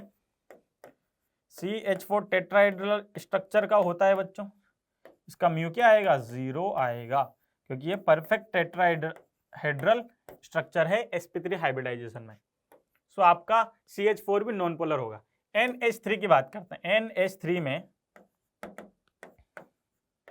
हाइब्रिडाइजेशन आपका sp3 है, लेकिन हमें पता है क्योंकि ये अनसिमेट्रिकल है तो म्यू नॉन जीरो आएगा। ठीक है, तो यहाँ से NH3 आपका आंसर नहीं होगा। HCl का भी आपका म्यू क्या आएगा? नॉन जीरो आएगा, सो ये भी आंसर नहीं होगा। CSCl3 में भी ये भी अनसिमेट्रिकल मॉलिक्यूल है, इसको अपन इस तरीके से बना सकते हैं। तो बच्चों इसका म्यू क्या हो जाएगा? नॉन जीरो आएगा, सो it will be polar molecule. So now ये भी आपका आंसर नहीं होगा। अब बात करते हैं केवल और केवल क्या बच गया? BF3। तो BF3 बच्चों अपने को पता है ट्राइगोनल प्लेनर होता है, sp2 इसका हाइब्रिडाइजेशन होता है, तो परफेक्ट स्ट्रक्चर होने की वजह से इसका म्यू क्या हो जाएगा? जीरो हो जाएगा। तो यहां से ऐसे कितने मॉलिक्यूल है जो नॉन पोलर है, यानी कि म्यू जीरो है? 1, 2, 3 and 4। So 4 would be correct answer to this question. ठीक है बच्चों, चलिए आगे बढ़ते हैं और अगला क्वेश्चन देखते हैं। Now the question is identify the incorrect pair from the following. बच्चों यहां से आपको आइडेंटिफाई करना है कि कौन सा पेयर इनकरेक्ट है। अब पहला ऑप्शन अगर अपन देखते हैं तो फ्लोरोस पर क्या होता है? फ्लूओरोस पर क्या होता है बच्चों? फ्लूओरोस पर होता है CaF2। तो पहला ही ऑप्शन आपका क्या हो जाता है? गलत हो जाता है। नाउ सेकंड ऑप्शन की बात करते हैं, क्रायोलाइट। क्रायोलाइट आपका Na3LF6 होता है, बिल्कुल सही बात है। थर्ड ऑप्शन की बात करते हैं, it is given as fluoroapatite is given as 3Ca3PO4 whole twice dot CaF2। It is correct. बच्चों आपको ये फॉर्मूले याद होने चाहिए। इन नाम के जो फॉर्मूले हैं वो फॉर्मूले आपको याद होने चाहिए। सो आपका सेकंड ऑप्शन भी क्या है? करेक्ट है। थर्ड ऑप्शन की अगर बात करते हैं तो कार्नेलाइट का फॉर्मूला KCl.MgCl2.6H2 होता है। सो फोर्थ ऑप्शन भी आपका सही है। तो आपका वैसे आंसर तो पहला आपको आ चुका था क्योंकि फ्लोरोस्फर CaF2 होता है। सो आपका for this question answer would B first option. Clear है बच्चों? आई होप आपको ये क्वेश्चन बहुत अच्छे से समझ में आया होगा। चलिए नेक्स्ट क्वेश्चन की तरफ बढ़ते हैं। अगला क्वेश्चन है कि which of the following act as a strong reducing agent. यहां पर ऑप्शंस में आपको क्या क्या दिया हुआ है? ल्यूटेटियम, Zd3+, Eu2+ और Ce4+। तो बच्चों यहां पर आप देख पा रहे होंगे मोस्टली आपके 4F सीरीज के सारे एलिमेंट्स दिए हुए हैं, सारे के सारे आपके कैटाइंस दिए हुए हैं। तो बच्चों हमें पता है 4F सीरीज जो होती है, 4F सीरीज, इसका मोस्ट स्टेबल ऑक्सीडेशन स्टेट होता है +3, मोस्ट स्टेबल ऑक्सीडेशन स्टेट। सो क्या चाहेंगे? ये जो कंपाउंड्स है या ये जो एलिमेंट्स है ये +3 ऑक्सीडेशन स्टेट अटेन करना चाहते हैं हमेशा। चलिए बात करते हैं, ल्यूटेटियम +3 में है तो ये तो इसी में रहना चाहेगा, तो ये स्ट्रॉन्ग रिड्यूसिंग एजेंट की तरह काम नहीं करेगा। दूसरे की बात करते हैं, Gd+3 में है, ये भी आपका रिड्यूसिंग एजेंट की तरह काम नहीं करेगा क्योंकि इसको +3 पसंद है, तो ये इसी स्टेट में रहना पसंद करेगा। बात करते हैं Eu2+ और C+4। सर इन दोनों का तो +3 नहीं है, तो इन दोनों में से कौन सा आंसर होगा? आइए देखते हैं। अब Ce+4 है, ये कहां जाना चाहेगा? Ce+3 में, +1 इलेक्ट्रॉन। तो बच्चों इसका क्या हो गया? Reduction. So it is an oxidizing agent. अगर खुद का रिडक्शन हो रहा है it means it is strong oxidizing agent, यानी कि रिड्यूसिंग एजेंट नहीं होगा, तो ये भी आपका आंसर नहीं होगा। तो आंसर आपका हो जाएगा Eu2+। Eu2+ की बात कर लेते हैं। Eu2+ आपका जाना चाहेगा कहां पर? Eu3+ में बाय लूजिंग 1 इलेक्ट्रॉन। तो बच्चों यहां पर इसका क्या हो रहा है? ऑक्सीडेशन। और ऑक्सीडेशन हो रहा है so it will react as strong reducing agent. क्या बोल सकते हैं अपन कि it will act as a strong reducing agent. तो बच्चों इसका आंसर क्या हो जाएगा? Third option would be correct answer for this question.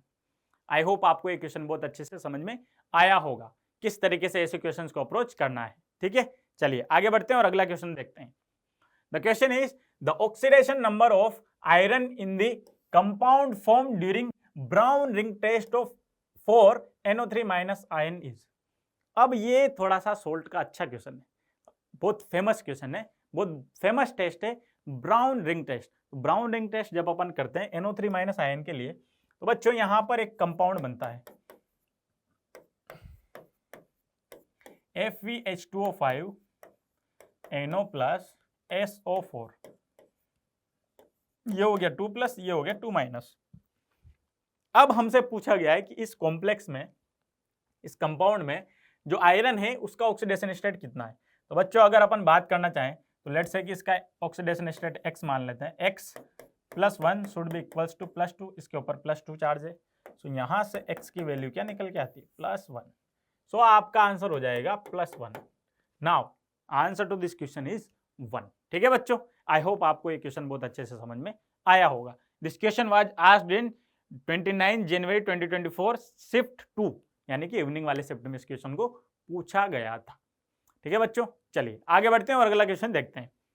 Question है कि द मॉलिक्यूल या फिर ion with square pyramidal shape is. तो बच्चों आइए एक एक करके ऑप्शंस चेक करते हैं।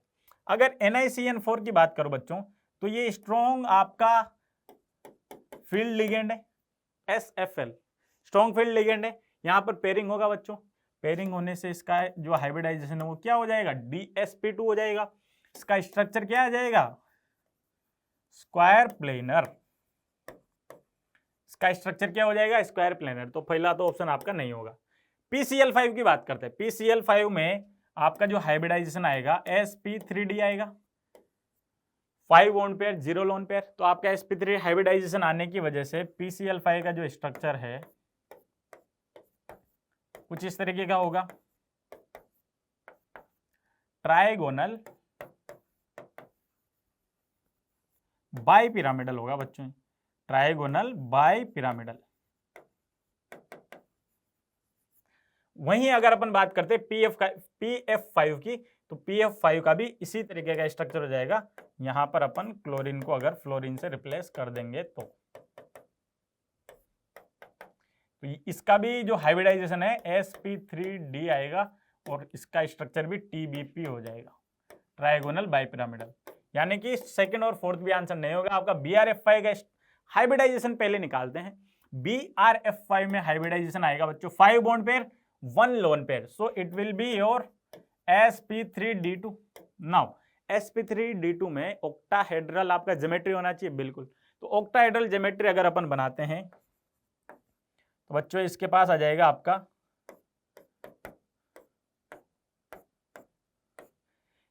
4 फ्लोरीन यहां पर रहेंगे, 1 फ्लोरीन ऊपर और 1 लोन पेयर यहां पर आपका कुछ इस तरीके से रहेगा। तो बच्चों अगर अपन स्ट्रक्चर की बात करेंगे, शेप की बात करेंगे, तो आपका ये कुछ इस तरीके का पिरामिड टाइप का आपको शेप दिख रहा है, जो कि स्क्वायर पिरामिडल है। क्या है, स्क्वायर पिरामिडल। तो इसका स्ट्रक्चर किस तरीके का हो जाएगा, स्क्वायर पिरामिडल। सो आप क्वेश्चन में यही पूछा गया था कि ऐसा कौन सा मॉलिक्यूल या आयन है जिसका स्ट्रक्चर स्क्वायर पिरामिडल है। तो आपका BRF5 would be correct answer to this question. ठीक है बच्चों, यहां से आप देख पा रहे हैं third option is the correct answer for this question. चलिए आगे बढ़ते हैं और अगले क्वेश्चन की तरफ मूव करते हैं। The question is alkaline oxidative fusion of MnO2 gives a which on electrolytic oxidation in alkaline solution produces B, A and B respectively are। तो बच्चों ये बहुत अच्छा क्वेश्चन है, कुछ इनोवेटिव कुछ क्रिएटिव यहां पर किया गया है, इसको सोल्व करते हैं। तो ऑक्सीडेटिव फ्यूजन ऑफ MnO2 से क्या मतलब है बच्चों, MnO2 का जब अपन OH माइनस के साथ और O2 के साथ इसका ऑक्सीडेटिव फ्यूजन करवाते हैं तो यहां पर आपका बन जाता है MnO4 2 माइनस प्लस H2O। अगर अपन इसको बैलेंस करना चाहें तो यहां पर आ जाएगा 4, यहां पर आ जाएगा 2। आई होप यहां पर बैलेंस से 4 और 2 6 ऑक्सीजन हो गया, 4 और 2 यहां पर 4 2 6 सॉरी यहां पर हो जाएगा आपका 4 ऑक्सीजन यहां हो गया, 4 oxygen plus 2 oxygen, 4 oxygen plus 2 oxygen. यहां पर अगर देखें तो 6 ऑक्सीजन राइट साइड पे है और यहां पर अगर लेफ्ट हैंड साइड पर अपन देखेंगे तो यहां पर आपका हो जाएगा ठीक है, बैलेंस इसको अपन कर सकते हैं, कोई दिक्कत वाली बात नहीं है ना। लेकिन अपना मेन रिएक्शन था कि आपका यहां पर किस तरीके से क्या क्या प्रोडक्ट्स बनेंगे। ठीक है, बैलेंस बच्चों आप लोग कर सकते हो, कोई दिक्कत वाली बात नहीं है। नाउ MnO4 आपका क्या हो जाएगा, MnO4 2 माइनस आपका हो जाएगा A। अब यहां पर आगे दिया हुआ है कि विच ऑन इलेक्ट्रोलाइटिक ऑक्सीडेशन। अब बच्चों जो MnO4 2 माइनस है, MnO4 2 माइनस जो है इसका अगर अपन ऑक्सीडेशन करते हैं तो यहां से क्या बन जाएगा बच्चों, ये +6 में है तो +7 में जाना चाहिए। तो MnO4 -1 ये +7 में चला गया और यहां से एक इलेक्ट्रॉन निकाल देगा। तो यहां पर इसका क्या हो गया बच्चों, ऑक्सीडेशन हो गया। तो यहां पर आपका जो B प्रोडक्ट है वो हो जाएगा, B कंपाउंड हो जाएगा MnO4 माइनस। बच्चों अगर अपन ऑप्शंस में चेक करें तो यहां पर आपका बन रहा है MnO4 2 minus and MnO4 minus. तो second option is the correct answer to this question. आप देख पा रहे हैं यहां पर सेकंड ऑप्शन करेक्ट आंसर। बच्चों आप देख रहे होंगे कि IOC में जनरली जो क्वेश्चंस आते हैं वो बहुत सारे आपके इंफॉर्मेटिव आते हैं, इंफॉर्मेशन बेस्ड आते हैं। ठीक है बच्चों, तो आपको उन क्वेश्चंस में याद ही करना पड़ता है रिएक्शंस को, और कोई चारा नहीं है। ठीक है बच्चों, चलिए आगे बढ़ते हैं और अगले क्वेश्चन की तरफ देखते हैं। क्वेश्चन दिया हुआ है कि consider the oxides of group 14 elements SiO2 ZeO2 SnO2 PbO2 CO and ZeO the amphoteric oxides are. तो बच्चों अगेन ये भी आपका इंफॉर्मेशन बेस्ड क्वेश्चन है। मैंने इसीलिए इस वीडियो में इस क्वेश्चन को लिया है ताकि आप इस टाइप के क्वेश्चंस को अवॉइड ना करो और याद कर लो, जो कि याद करने का ही है और कुछ इसमें तरीका नहीं है। क्या तरीका है बच्चों याद करने का? SiO2 ZeO2 और आपका हो जाएगा ZeO, ये आपके होते हैं एसिडिक इन नेचर। नाउ अगर अपन बात करते हैं CO की, तो ये न्यूट्रल होता है, हमें पता है। अब अगर अपन बात करते हैं SnO2 और PbO2 की, SnO2 and PbO2, so these oxides are amphoteric in nature. ठीक है बच्चों, तो यहां से अपने को क्या क्या पूछा गया था कि एम्फोटेरिक नेचर में जो ऑक्साइड्स है वो कौन कौन से हैं? SnO2 और PbO2, यानी कि third option would be correct answer to this question. I hope आपको ये क्वेश्चन समझ में आया होगा। समझने से ज्यादा तो इस क्वेश्चन में आपको इंफॉर्मेशन याद ही रखनी थी। ठीक है, चलिए आगे बढ़ते हैं और अगले क्वेश्चन की तरफ मूव करते हैं। The question is molar mass of the salt from NaBr, NaNO3, Ki and CaF2 which does not evolve colored vapors on heating with concentrated H2SO4 is gram per मोल।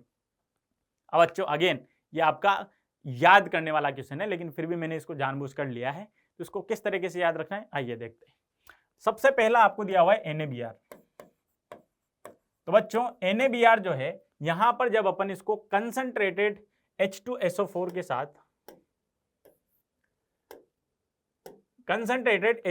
के साथ हीटिंग करते हैं, तो ये आपका बना देता है Br2, जो कि आपकी कलर्ड गैस होती है। अगेन अपन बात करते हैं NaNO3 की, तो यहां पर भी इसको जब हीट करते हैं तो ये कॉन्क H2SO4 है। सिमिलर कंडीशंस में ये आपका बना देता है NO2, ये भी आपकी कलर्ड गैस होती है। बात करते हैं Ki की, तो Ki का भी जब अपन सिमिलरली हीटिंग करते हैं तो यहां से आपको I2 गैस मिलती है, जो कि कलर्ड गैस होती है। नाउ अब अपन बात करते हैं CaF2 की, जिसको अपन फ्लोरोस्पर भी बोलते हैं। तो बच्चों इसका जब अपन हीटिंग करते हैं in presence of conc H2SO4 यानी कि कंसंट्रेटेड H2SO4, तो यहां पर कोई गैस नहीं मिलती है, नो गैस। ठीक है, नो गैस। सो आपका जो आंसर है वो क्या हो जाएगा? CaF2।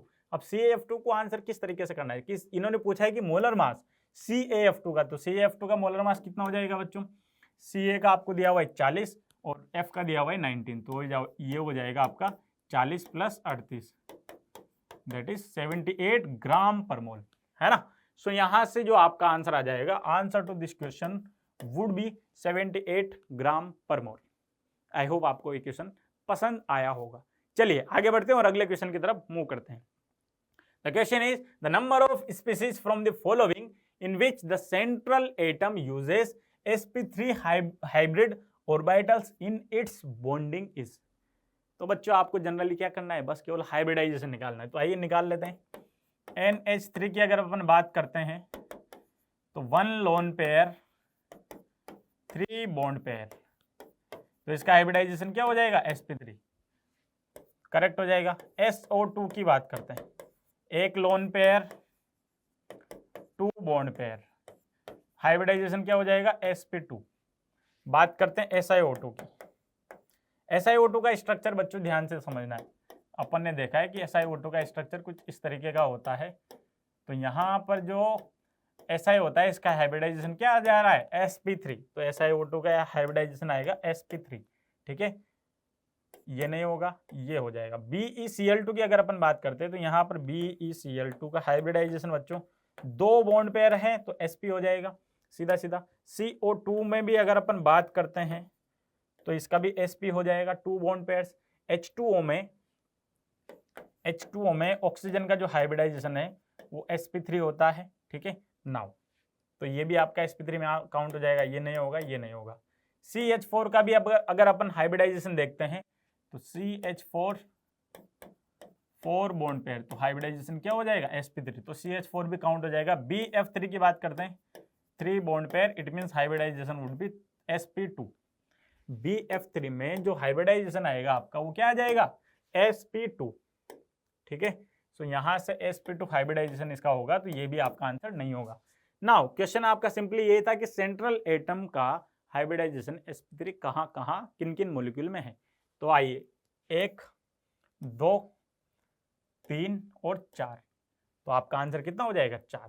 आप लोग सोच रहे होंगे कि इतना आसान क्वेश्चन क्यों दिया है। बच्चों आसान क्वेश्चन नहीं है, ये ट्रिकी क्वेश्चन था। बच्चे क्या करते हैं, SiO2 का स्ट्रक्चर गलती से क्या 2 ऑक्सीजन है तो इस तरीके का होगा और sp होना चाहिए, बिल्कुल नहीं, ऐसा बिल्कुल भी नहीं करना है। ठीक है, तो वो जहां आपने ये स्ट्रक्चर बनाया sp किया, 3 आंसर आप लगा देते और आपके साथ हो जाता थैंक यू, यानी कि आपका क्वेश्चन गलत हो जाता। तो इसलिए क्वेश्चन जनरली पूछा जाता है इस टाइप का क्वेश्चन। चलिए आगे बढ़ते हैं और अगले क्वेश्चन की तरफ मूव करते हैं। क्वेश्चन है given below are 2 statements. Statement first is S8 solid undergoes disproportionation reaction under alkaline conditions to form H2- and H2O3 -। ठीक है, नाउ अब अपन इसका सोल्यूशन देखते हैं।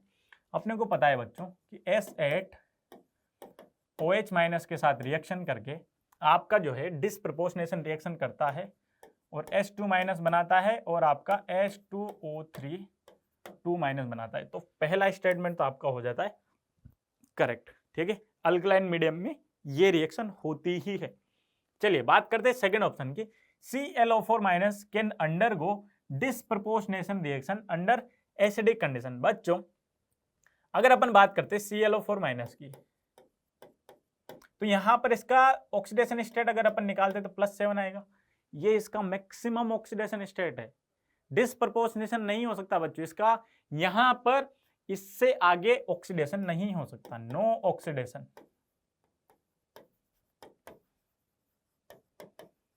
और आपका डिसप्रपोर्शनेशन क्या होता है, ऑक्सीडेशन भी हो सेम एलिमेंट का और रिडक्शन भी हो सेम एलिमेंट का। तो अगर अपन फर्स्ट वाले रिएक्शन में देखें तो यहां पर 0 स्टेट इसका ऑक्सीडेशन स्टेट था, यहाँ 2- है। और यहां की अगर अपन बात करते हैं, यहां आ जाएगा इसका, यहां पर इसका जो ऑक्सीडेशन स्टेट आ जाएगा बच्चों, ये आ जाएगा जनरली आपका +4 आ जाएगा, सॉरी यहां पर हो जाएगा 2x -6 that should be equals to 2-, तो x की वैल्यू आपकी +2 आ जाती है, तो ये +2। तो यहां पर आप देख पा रहे हैं कि सल्फर का एक ही एलिमेंट का ऑक्सीडेशन और रिडक्शन दोनों हो रहा है, लेकिन सेकेंड वाले रिएक्शन में क्योंकि आपका क्लोरीन ऑलरेडी +7 में है तो उसका फर्दर ऑक्सीडेशन नहीं हो सकता, केवल रिडक्शन हो सकता है। ठीक है, चलिए आगे बढ़ते हैं और इसका आंसर देखते हैं। तो आपका first option would be correct answer, क्योंकि स्टेटमेंट फर्स्ट करेक्ट है और स्टेटमेंट सेकंड इज इनकरेक्ट। तो आपका यहां पर देख पा रहे हैं अपन ने पहला देखा कि स्टेटमेंट 1 करेक्ट है और स्टेटमेंट सेकंड आपका इनकरेक्ट है। So first option would be correct answer to this question. ठीक है बच्चों, चलिए आगे बढ़ते हैं और अगले क्वेश्चन की तरफ मूव करते हैं। The question is choose the correct statements from the following. चलिए इस क्वेश्चन को देखते हैं। पहला स्टेटमेंट दिया हुआ है A all group 16 elements form oxides of general formula EO2 EO3। बिल्कुल सही बात है, 16 ग्रुप के जो एलिमेंट्स है वो आपके EO2 और EO3 आपके ऑक्साइड्स बनाते हैं, बिल्कुल सही बात है। Where E is sulphur selenium, TE polonium, both the types of oxides are acidic in nature, ये भी सही बात है। तो आपका ए ऑप्शन क्या है यहाँ पर सही हो जाएगा बच्चों, बिल्कुल करेक्ट बात। ठीक है, फर्स्ट ऑप्शन आपका करेक्ट हो गया। सेकेंड स्टेटमेंट की बात करते हैं। TeO2 is an oxidizing agent while SO2 is reducing in nature. कैसे, जरा देखो इसका सोल्यूशन देखते हैं।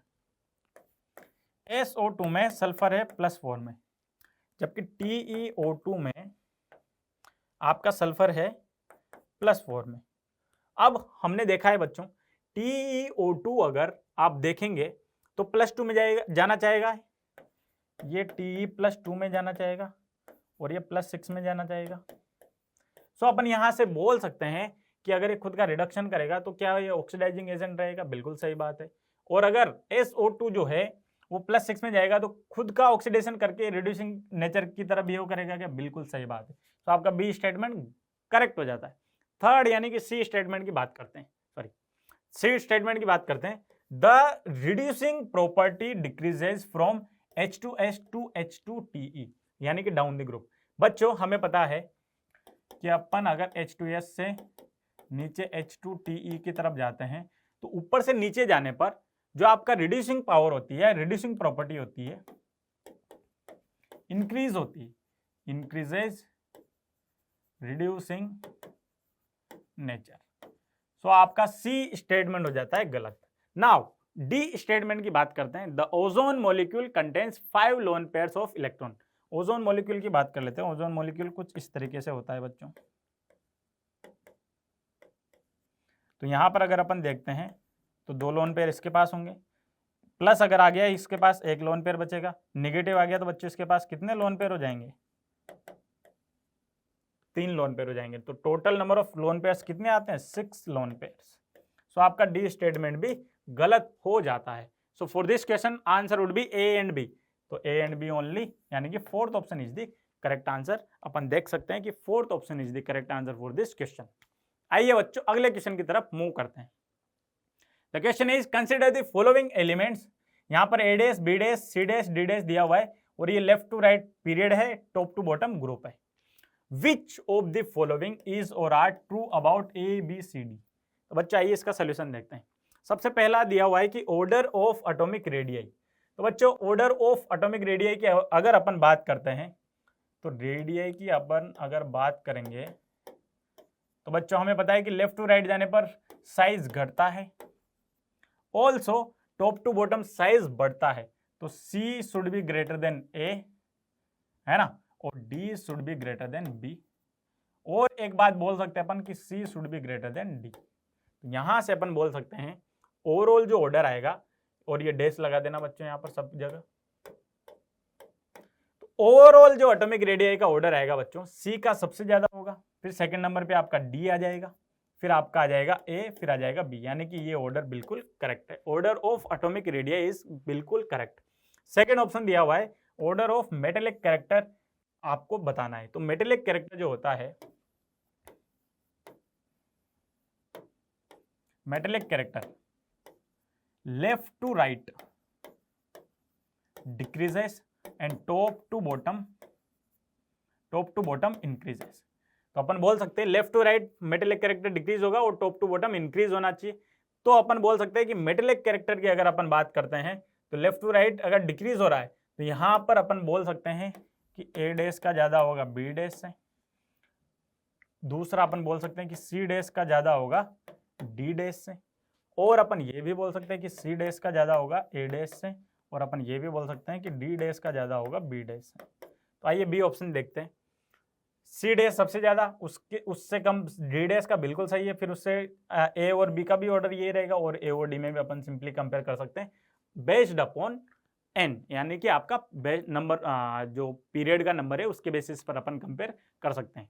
तो आपका बी ऑप्शन भी करेक्ट हो जाता है। सी ऑप्शन की बात करते हैं, साइज ऑफ द एलिमेंट।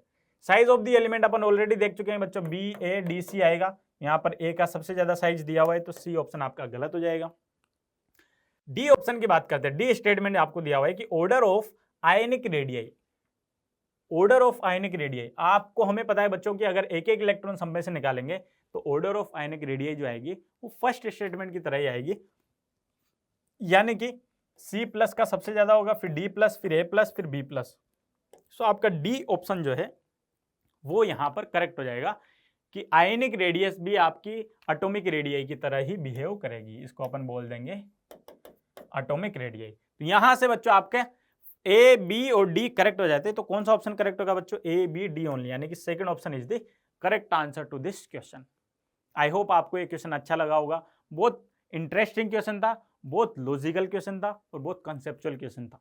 ठीक है, चलिए आगे बढ़ते हैं और अगले क्वेश्चन की तरफ मूव करते हैं। क्वेश्चन है the number of molecules ions having trigonal bipyramidal shape is. तो आइए देखते हैं ट्राइगोनल बाइपिरामिडल, यानी कि PF5 की अगर अपन बात करते हैं तो इसका हाइब्रिडाइजेशन हमें पता है बच्चों sp3d आएगा। 5 बॉन्ड पेयर्स, यहां पर 5 bond pairs plus 1 lone pair sp3d2 आएगा। PCl5 की बात करते हैं तो इसका आएगा sp3d।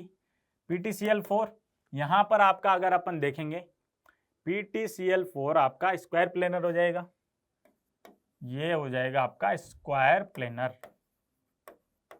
Square planar. ठीक है, BF3 आपका ट्राइगोनल प्लेनर हो जाएगा। sp2 हाइब्रिडाइजेशन इसका आएगा। नाउ अगर FeCO5 की बात करते हैं तो FeCO5 का भी आपका जो स्ट्रक्चर है वो कुछ इस तरीके का होता है। तो यहां से आप देख सकते हैं कि ये क्या है आपका ट्राइगोनल बाइपिरामिडल, ये आपका स्ट्रक्चर है ट्राइगोनल बाइपिरामिडल।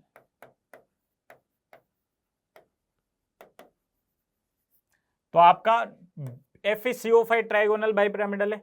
PF5 की अगर अपन बात करते हैं तो ये भी आपका ट्राइगोनल बाइपिरामिडल आएगा। और यहां पर अगर फ्लोरीन को क्लोरीन से रिप्लेस कर देंगे तो आपका PCl5 भी ट्राइगोनल बाइपिरामिडल हो जाएगा। तो 1, 2 और 3, ये तीनों जो स्ट्रक्चर्स हैं या तीनों का जो शेप है वो आपका ट्राइगोनल बाइपिरामिडल होगा। क्लियर?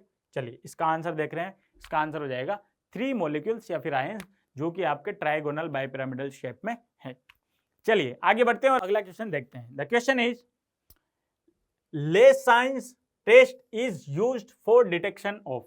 बच्चों अगर अपन यहां पर देखते हैं तो ये जो पर्टिकुलर टेस्ट होता है, ये टेस्ट अपने को इस तरीके से याद रखना है। टेस्ट आपको NSPX इस फॉर्म में याद रखना है, जहां पर X क्या है, हेलोजेंस। ठीक है, X क्या है, halogen, N for nitrogen, S for sulphur, P for phosphorus. तो यहां से अगर अपन ऑप्शन देखना चाहें तो पहला दिया हुआ है कि नाइट्रोजन एंड सल्फर ओनली की वजह से ये स्टेटमेंट गलत हो जाता है। Nitrogen sulphur and phosphorus only की वजह से ये वाला भी गलत हो जाता है।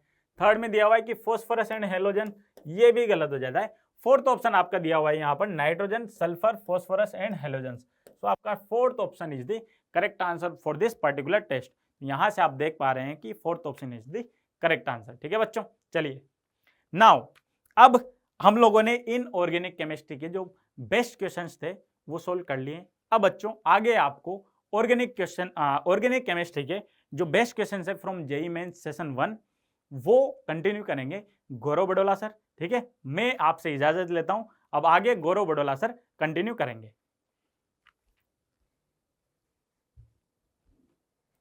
Thank you Yashwant sir.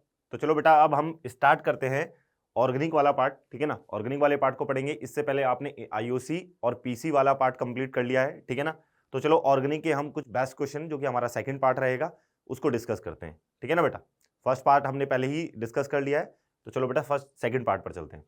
ठीक है, तो चलो पहला क्वेश्चन देख लेते हैं हम। तो यदि हम पहले क्वेश्चन को देखें तो देखो क्या बोल रहा है कि high concentration of strong nucleophile. ठीक है ना, कि हाई कंसंट्रेशन रहेगी किसकी, स्ट्रॉन्ग न्यूक्लियोफाइल की, reagent with secondary alkyl halide. Alkyl halide के साथ क्या बोल रहा है कि हाई कंसंट्रेशन रहेगी किसकी, स्ट्रॉन्ग न्यूक्लियोफाइल की, which do not have bulkier substituent will follow SN2 mechanism. क्या ये बात सत्य है? बिल्कुल ही सही बात है कि यदि आपकी हाई कंसंट्रेशन है किसकी, 2 डिग्री एल्काइल हैलाइड के साथ और बल्कियर सब्स्टिट्यूएंट भी नहीं है। क्यों बोला इसने? क्योंकि आपको पता है यदि बल्कियर सब्स्टिट्यूएंट की तरफ जाएगा तो E2 के चांसेस बढ़ सकते हैं, तो इसलिए वो वाली कंडीशन भी इसने एलिमिनेट कर दी। ठीक है ना, तो बोल रहा है कि SN2 मैकेनिज्म फॉलो होगी, तो बिल्कुल सही बात है। अब चलो हम सेकंड वाले पॉइंट को देख लेते हैं कि सेकंड स्टेटमेंट क्या है कि secondary alkyl halide when treated with large access of ethanol follow SN1 mechanism. बिल्कुल सही है कि क्योंकि आपको पता है SN1 मैकेनिज्म कब होगी, जब आपका 2 डिग्री एल्काइल हैलाइड है और उसके साथ आपका इथेनॉल है जो कि क्या है, पोलर प्रोटिक सॉल्वेंट है। तो उसकी कंडीशन किसको फॉलो करी है, आपका न्यूक्लियोफाइल भी वीक है, सॉल्वेंट भी पोलर प्रोटिक है, तो ये किसको फॉलो करेगा, SN1 मैकेनिज्म को। तो पहला वाला स्टेटमेंट जो कि SN2 के रिगार्डिंग है बिल्कुल सही है, और दूसरा वाला स्टेटमेंट जो कि SN1 के रिगार्डिंग है वो भी बिल्कुल सही है। तो आंसर क्या हो जाएगा आपका, आप चेक कर लीजिए जिसमें आपके दोनों स्टेटमेंट को सही बोल रखा होगा। फर्स्ट इज ट्रू इसमें और सेकंड इज फॉल्स, तो ये भी गलत हो गया। इसमें फर्स्ट को क्या फॉल्स बोल रखा है और सेकंड वाले को ट्रू बोल रखा है, ये भी गलत हो गया। इसमें फर्स्ट और दोनों को फॉल्स बोल रखा है, ये भी गलत हो गया। तो बोल रहा है बोथ स्टेटमेंट, ठीक है ना, first and second are true. ठीक है ना, तो ये मेरा सही हो जाएगा। तो आंसर क्या हो जाएगा, फोर्थ आपका आंसर हो जाएगा। ठीक है बेटा, चलो मैच कर लीजिए। तो चलो बेटा फोर्थ आंसर हो जाएगा। अब इसी तरीके से हम नेक्स्ट क्वेश्चन की तरफ बढ़ते हैं। नेक्स्ट क्वेश्चन देख लीजिए क्या बोल रहा है, बहुत ही फेमस क्वेश्चन है। यदि आप देखेंगे इस तरीके के क्वेश्चन जेईई मेंस में बहुत टाइम रिपीट हो चुके हैं। क्या कि एल्कीन पर क्या करा रहे हो आप, एडिशन करा रहे हो, तो जो आपका ए बनेगा वो क्या हो रहा है, एसिडिक हाइड्रेशन हो रहा है। ठीक है ना, एसिड कैटेलाइज हो रहा है, आपका हाइड्रेशन जो है एसिडिक प्रेजेंस में हो रहा है। ठीक है, और जो बी है वो हाइड्रोबोरेशन ऑक्सीडेशन हो रहा है, राइट बेटा। तो बी वाला जो हो रहा है हाइड्रोबोरेशन ऑक्सीडेशन हो रहा है, और जबकि ए जो है वो आपका एसिड कैटालाइज हाइड्रेशन है, ठीक है, राइट। अब हम बात कर लेते हैं कि जो आपका ए बन रहा है, एसिड कैटालाइज यदि बन रहा है तो आपको पता है कार्बोकैटायन बनेगा और मार्कोनिक एडिशन होगा, जबकि बी के केस में एंटी मार्कोनिक रूल लगेगा और जो एडिशन होगा वो एंटी मार्कोनिक रूल के अकॉर्डिंग होगा। तो चलो बता दीजिए, यदि मैं इस एल्कीन के रिस्पेक्ट में बात करूं तो चलो बताओ, तो ये मेरा डबल बॉन्ड हो गया, ठीक है, इसको थोड़ा सही से ड्रॉ कर लेते हैं। चलो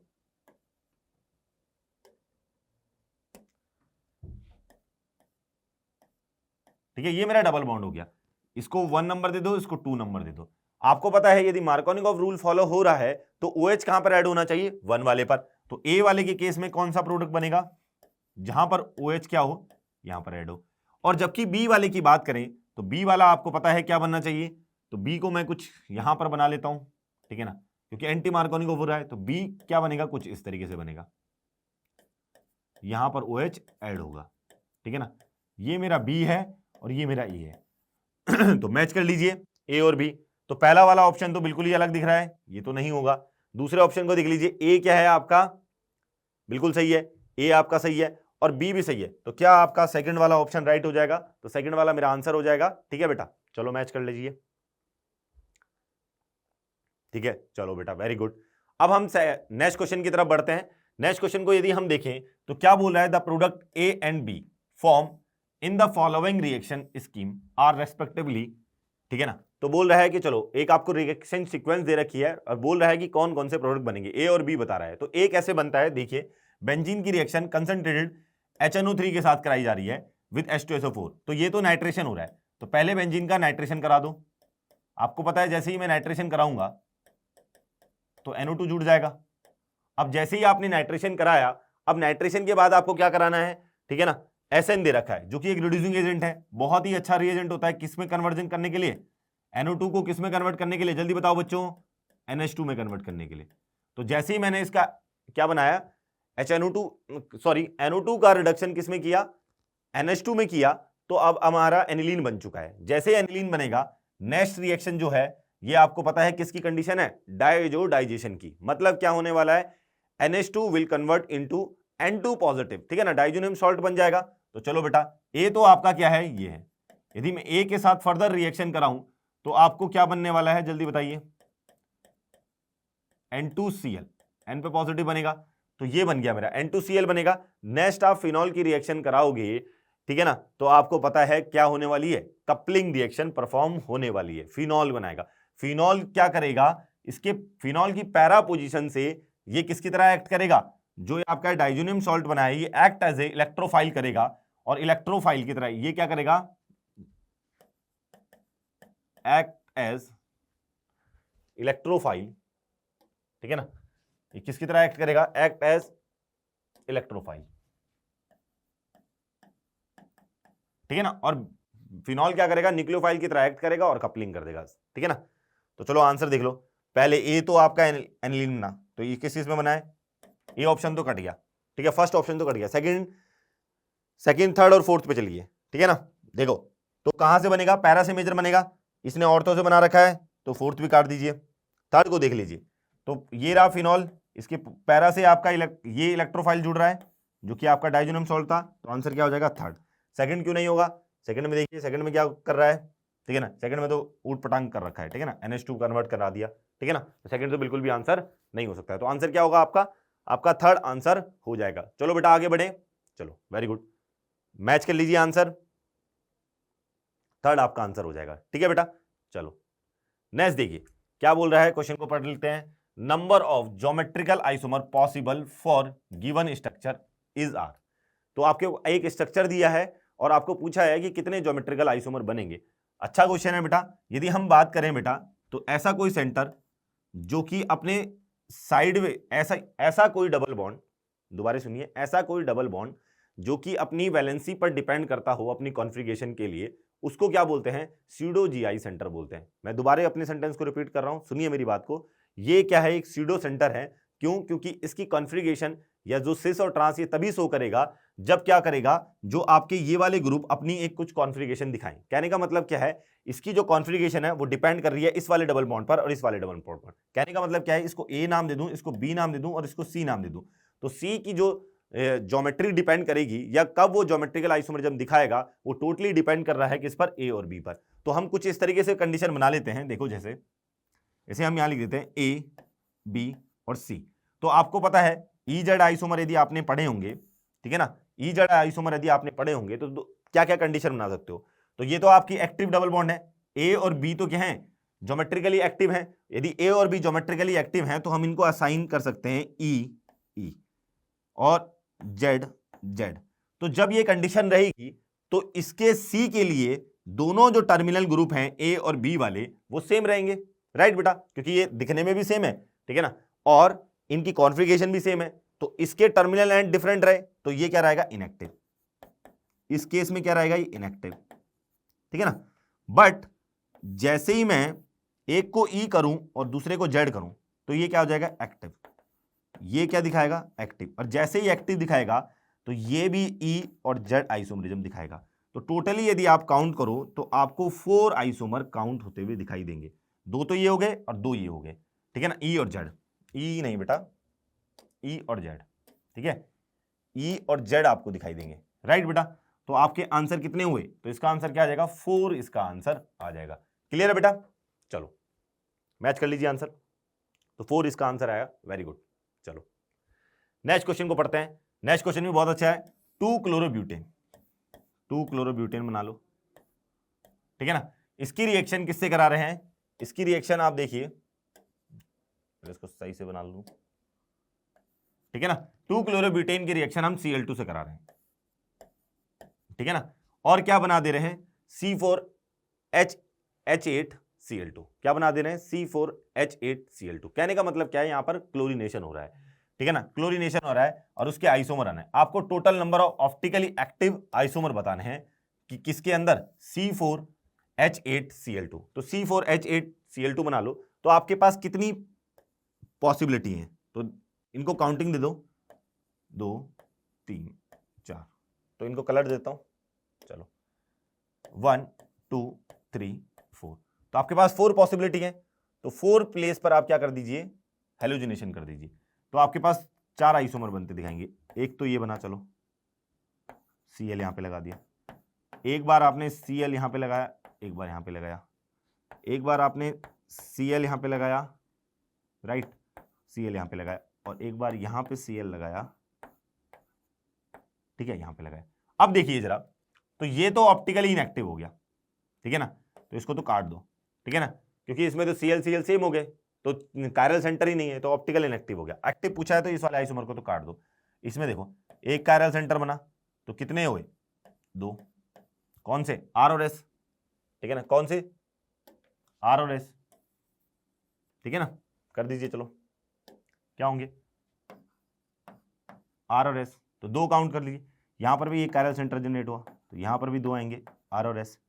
यहां पर क्या है, 2 कायरल सेंटर है और सिमेट्रिकल मॉलिक्यूल है, तो 3 आइसोमर आएंगे, जिनमें से एक ऑप्टिकली इनएक्टिव, और एक्टिव जो होंगे वो 2 ही आएंगे। तो ठीक है ना, तो 2 ऑप्टिकली एक्टिव आएंगे,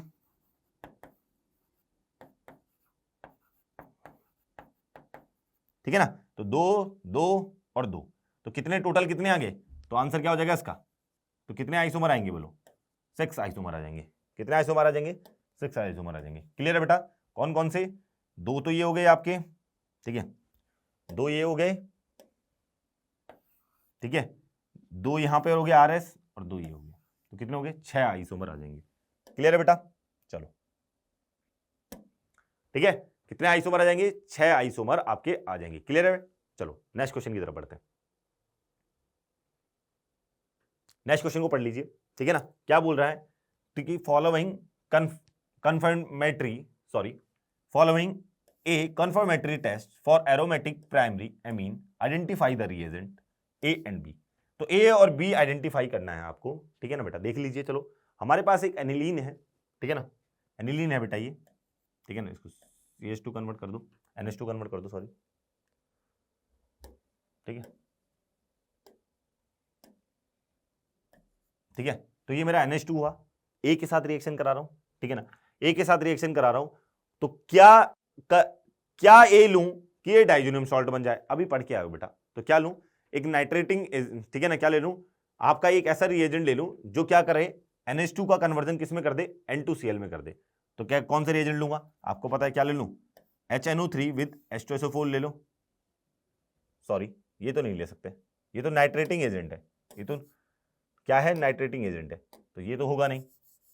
तो चलो क्या ले सकता हूं, आगे बढ़ो, ये तो नहीं होगा, तो क्या ये ले सकता हूं? वेरी गुड, क्योंकि आपको पता है टेम्परेचर भी आपको मेंटेन करके रखना है 0 से 5 डिग्री सेल्सियस। तो क्या हो सकता है? ए। तो इसका मतलब ए ऑप्शन तो पहले ही कट गया। तो लड़ाई किस में है? सेकंड में है, थर्ड में है और फोर्थ में है, ठीक है ना। पहला ऑप्शन तो कट गया, दूसरे तीसरे चौथे ऑप्शन में लड़ाई है। तो पहला जो होगा, ये तीनों कंडीशन सेम है, तो ये यहां तक तो लड़ाई सेम है। अब बढ़ते हैं बी की तरफ। तो बी क्या होना चाहिए? तो बी एक ऐसा कंपाउंड होना चाहिए जो क्या करे, रेड कलर की डाइंग दे। तो ऐसा कंपाउंड कौन होता है बेटा? ऐसा कंपाउंड आपका क्या होता है? बीटा नेफ्थलॉन होता है, ठीक है, अल्फा और बीटा, ये अल्फा है। यदि बीटा नेफ्थलॉन से मैं इसकी रिएक्शन कराऊं, पहली बात ये बी भी कट जाएगा, क्योंकि एनिलीन क्या होता है, नॉर्मल कंडीशन में होता है। बेसिक कंडीशन दे रखी है, तो इसका मतलब कोई ना कोई अल्कोहलिक ग्रुप होगा। तो अल्कोहलिक ग्रुप है, तो आपके पास ऑप्शन बचा थर्ड और फोर्थ। और यदि हम इस बात की बात करें, यदि रेड कलर का फॉर्मेशन देखें हम, तो वो होता है बीटा नेफ्थलॉन के केस में। और यदि बीटा नेफ्थलॉन के केस में कहां पर अटैक होगा? यहां पर अटैक होगा, यहां पर ये क्या हो जाएगा, इससे जाके जुड़ जाएगा। क्लियर है बेटा? तो चलो आंसर क्या हो जाएगा? फोर्थ आपका आंसर हो जाएगा। तो चलो आगे बढ़ते हैं। तो फोर्थ आंसर कर लीजिए आप। तो आंसर क्या हो जाएगा? 4 आपका आंसर हो जाएगा। आंसर क्या होगा इसका? फोर्थ, ठीक है।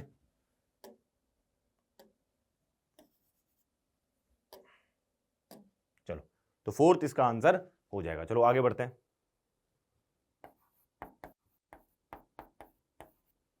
चलो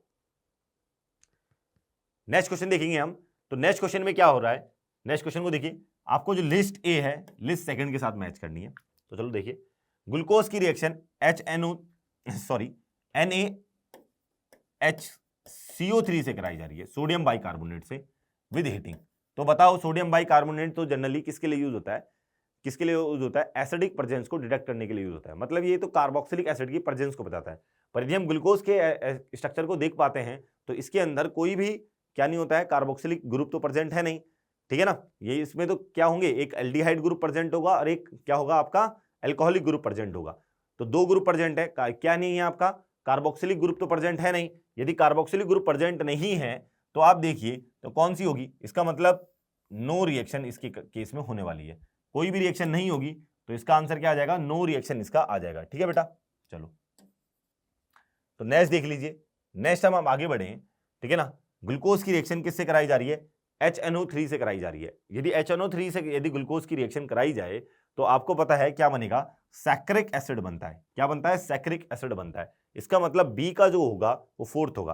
तो चलो देख लीजिए, पहले ए का भी चेक कर लीजिए साथ साथ। ए का क्या होना चाहिए आपका? नो रिएक्शन, सेकंड होना चाहिए। ए का सेकंड किसमें है? ए का थर्ड, ए का फोर्थ, ये भी गलत, ये भी गलत। तो ये ऑप्शन आपको बी ही दिख रहा है, और पूरा मैच कर लेंगे हम, ठीक है ना। ऑप्शन डायरेक्ट बी दिख रहा है ए से, पर ऑप्शन मैच कर लेते हैं हम। ग्लूकोज की HI के साथ रिएक्शन करा दो, बहुत इंपॉर्टेंट रिएक्शन होती है। क्या फाइंड आउट करती है ये रिएक्शन? क्या बताती है हमें कि ग्लूकोज के अंदर जो 6 के 6 कार्बन है वो लीनियर फॉर्म में अरेंज है, और क्या बनाएंगी? वो N हेक्सेन बनाएंगी। तो N हेक्सेन बनाएंगे, तो तीसरे का सी का क्या होगा? थर्ड होगा, बिल्कुल सही है। अब बात कर लेते हैं डी की। ये वाली रिएक्शन क्या बताती है कि ग्लूकोज के अंदर एक क्या है आपका, एल्डिहाइड ग्रुप भी है, ठीक है ना, जो माइल्ड कंडीशन पे जाकर क्या हो जाता है? ऑक्सीडाइज हो जाता है, ठीक है ना। तो आप डी किसके साथ मैच हो जाएगा? डी हो जाएगा ग्लूकोनिक एसिड के साथ। तो आंसर क्या हो जाएगा आपका? आंसर हो जाएगा सेकंड, ठीक है। तो सेकंड क्या हो जाएगा? राइट आंसर हो जाएगा। क्लियर है बेटा? चलो चलो अब नेक्स्ट क्वेश्चन की तरफ बढ़ते हैं। तो नेक्स्ट क्वेश्चन की तरफ हम बढ़े, तो ये हमारे पास हमारे क्या है, प्योरिफिकेशन टेक्निक से क्वेश्चन है कि कैसे कैसे हम ऑर्गेनिक कंपाउंड का प्योरिफिकेशन करते हैं, उस पर बेस ये क्वेश्चन है। तो चलो इस क्वेश्चन को देख लेते हैं। तो पहला है डिस्टिलेशन, दूसरा प्रोसेस है फ्रैक्शन डिस्टिलेशन, तीसरा है स्टीम डिस्टिलेशन, और जो चौथा है डिस्टिलेशन अंडर रिड्यूस प्रेशर। तो बात करें हम, सबसे अच्छा ऑप्शन होता है बेटा, यदि आप देखिए तो हम पकड़ सकते हैं फ्रैक्शन डिस्टिलेशन को। तो यदि मैं फ्रैक्शन डिस्टिलेशन करूं, तो बहुत ही आए जनरल ये क्वेश्चन आप देखोगे गल्फ कंट्री वगैरह के बारे में, यदि आप थोड़ा बहुत भी पढ़ते हो तो आपको ये सुनने में आता है क्रूड ऑयल। तो क्रूड ऑयल जो होता है ना, तो क्रूड ऑयल के ठीक है ना। डिस्टिलेशन किससे की जाती है, फ्रैक्शन डिस्टिलेशन से क्रूड ऑयल को क्या किया जाता है, अलग अलग किया जाता है, ठीक है ना। तो क्रूड ऑयल के लिए यूज होता है ये। तो सेपरेशन ऑफ क्रूड ऑयल या जो, ठीक है, सेपरेशन किया जाता है क्रूड ऑयल का, वो किससे किया जाता है, फ्रैक्शन डिस्टिलेशन से किया जाता है। तो इसका मतलब क्या है, बी का जो होने वाला है वो थर्ड होने वाला है, बी का थर्ड होने वाला है। तो चलो देख लीजिए बी का थर्ड किसमें है। तो इसका मतलब ये भी कटा, ये भी कटा, ठीक है ना, ये दोनों बचे हुए हैं, ठीक है ना। तो चलो अब एक ही बात कर लेते हैं, डिस्टिलेशन किसके लिए यूज किया जाएगा। डिस्टिलेशन किसके लिए यूज किया जाता है बेटा, डिस्टिलेशन उस प्रोसेस के लिए यूज किया जाता है जहां पर बॉइलिंग पॉइंट का डिफरेंस क्या हो, रिलेटिवली बहुत ज्यादा हो। किसके कंपेरिजन में, फ्रैक्शन डिस्टिलेशन। फ्रैक्शन डिस्टिलेशन कब यूज किया जाता है, जब आपका बॉइलिंग पॉइंट का जो डिफरेंस हो वो बहुत ही कम हो। और डिस्टिलेशन कब यूज किया जाता है, जब बॉइलिंग पॉइंट का डिफरेंस थोड़ा सा ज्यादा हो, रिलेटिवली ज्यादा हो। तो ये कब यूज किया जाएगा, ये किया जाएगा क्लोरोफॉर्म और एनिलीन के लिए। तो अब आंसर मैच कर लीजिए, तो ए का होगा फोर्थ, ए का होगा फोर्थ। तो इसका मतलब मेरा सेकंड ऑप्शन राइट है। तो पूरा मैच करेंगे हम। तो सी को देख लीजिए, सी क्या है, स्टीम डिस्टिलेशन। तो स्टीम डिस्टिलेशन किसके लिए यूज किया जाएगा, स्टीम डिस्टिलेशन किया जाएगा एनिलीन और वाटर की मिक्सचर के लिए, ठीक है ना। एनिलीन और वाटर के मिक्सचर को अलग अलग करने के लिए स्टीम डिस्टिलेशन का यूज करेंगे। तो इसका मतलब आंसर क्या हो जाएगा, मेरा आंसर हो जाएगा फर्स्ट, सॉरी डी का आंसर क्या हो जाएगा, पहला वाला, और आंसर क्या हो जाएगा मेरा, सेकंड हो जाएगा। फाइनली जो ऑप्शन निकल के आएगा वो क्या आ जाएगा, सेकंड। क्लियर है बेटा। चलो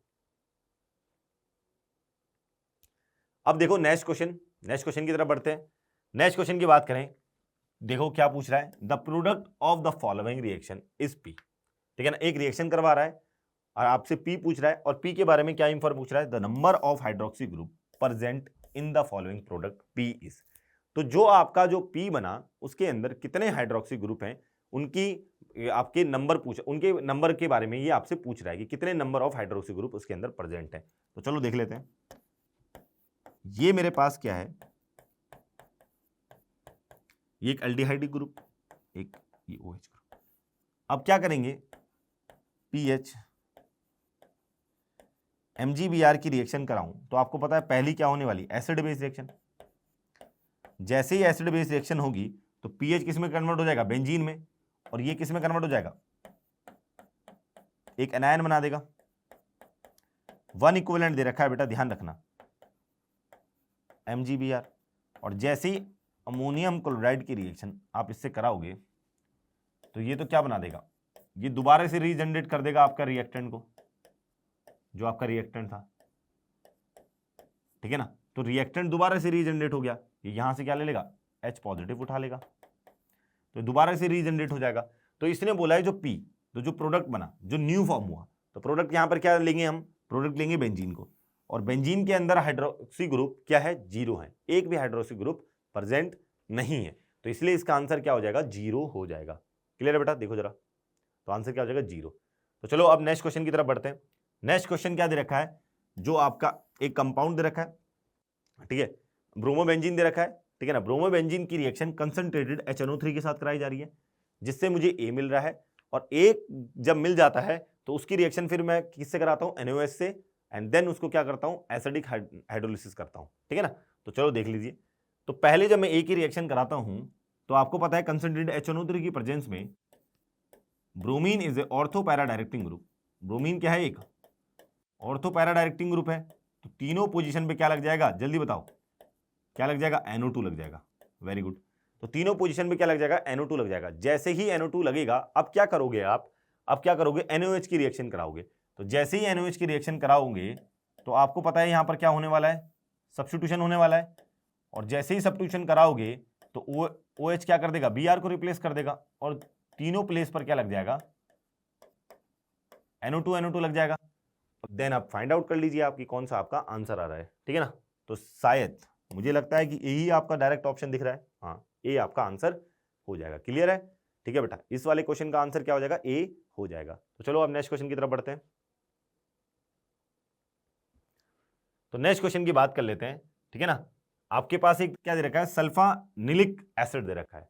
सल्फानिलिक मतलब एक सल्फोनिक ग्रुप होगा बेंजीन के ऊपर, और एक क्या होगा, NH2 ग्रुप होगा, और दोनों एक दूसरे के क्या होंगे, पैरा पर होंगे, ठीक है ना। सल्फोनिक एसिड हो गया, इसकी रिएक्शन पे आप NaNO2 से करा रहे हो एसिडिक प्रेजेंस में, तो आपको क्या पता है ये किस में कन्वर्ट होने वाला है, N2Cl में, ठीक है। डाइजोडाइजेशन करा रहे हो, तो डाइजोडाइजेशन कराओगे तो N2Cl में कन्वर्ट हो जाएगा, और नेक्स्ट आप एक एनिलीन वाला कंपाउंड ले रहे हो, एक कंपाउंड ले रहे हो, ठीक है ना, जिसमें NH2 ग्रुप प्रेजेंट है, सॉरी एनिलीन तो नहीं बोल सकते इसको, एक ऐसा कंपाउंड ले रहे हो जो कि क्या है, जिसके ऊपर इलेक्ट्रॉन डेंसिटी हाई है, तो वो क्या कर देगा, कपलिंग कर देगा, ठीक है ना। तो क्या बनेगा, तो चलो बनाओ। तो आपका जो ऊपर वाला कंपाउंड बना था वो तो ये बना था, ये बना। अब ये जाकर इससे कपलिंग कर देगा, तो आपको पता है ये कहां से कपलिंग करेगा, पैरा पोजीशन से, तो ये इस पोजीशन से आके इस पर अटैच हो जाएगा। तो देखो जरा कौन सा आपको ऑप्शन दिख रहा है, ठीक है ना। तो पहला वाला ऑप्शन तो बिल्कुल नहीं दिख रहा है, ठीक है ना। चाहे आप इसको बना भी सकते हो, चलो बना लेते हैं। कैसे होगी कपलिंग, इससे जाके इसकी कपलिंग करा दो, तो ये आपका कुछ इस तरीके से जुड़ जाएगा।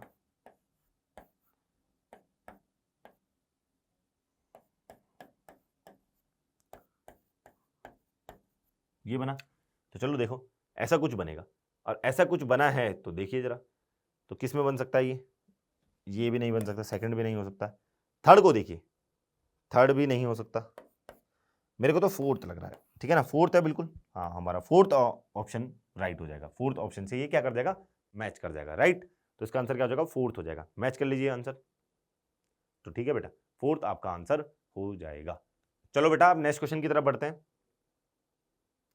तो यदि हम नेक्स्ट क्वेश्चन की बात करें तो हमारे पास दो स्टेटमेंट हैं, जो कि एक असर्शन की तरह रहेगा और एक किसकी तरह रहेगा, रीजन की तरफ रहेगा। एक असर्शन हो गया और अदर क्या है, लेबल एज ए रीजन। तो हमें असर्शन रीजन टाइप का क्वेश्चन दिया है, तो चलो पढ़ते हैं असर्शन को। तो बोल रहा है कि जो हेलो एल्केन है react with KCN to form alkyl cyanide as a main product, while with AgCN form isocyanide as a main product, जो कि बिल्कुल ही सही है, ठीक है ना बेटा। क्या होता है, यदि हम एल्काइल हैलाइड की रिएक्शन KCN से कराएं तो हमें साइनाइड वाला प्रोडक्ट मेजर मिलता है, और AgCN से कराएं, ठीक है ना, AgCN से कराएं तो हमें कौन सा प्रोडक्ट मिलता है, कौन सा वाला मिलता है, आइसोसाइनाइड वाला मिलता है। इसका मेनली रीजन क्या होता है बेटा, जो कि आपको पता होगा, इनके बीच में जो होता है आयनिक कैरेक्टर ज्यादा होता है, ठीक है, इनके बीच में क्या होता है, आयनिक कैरेक्टर ज्यादा होता है, जबकि इनके बीच में आयनिक कैरेक्टर कम और कोवेलेंट कैरेक्टर ज्यादा होता है।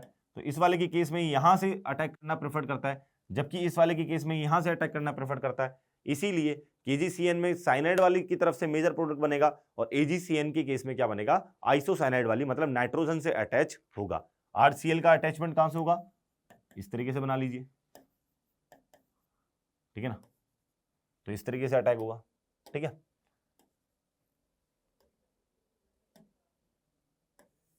तो ये इस पर अटैक करेगा, राइट बेटा, तो ये होगा, तो बिल्कुल ही सही स्टेटमेंट हमारा।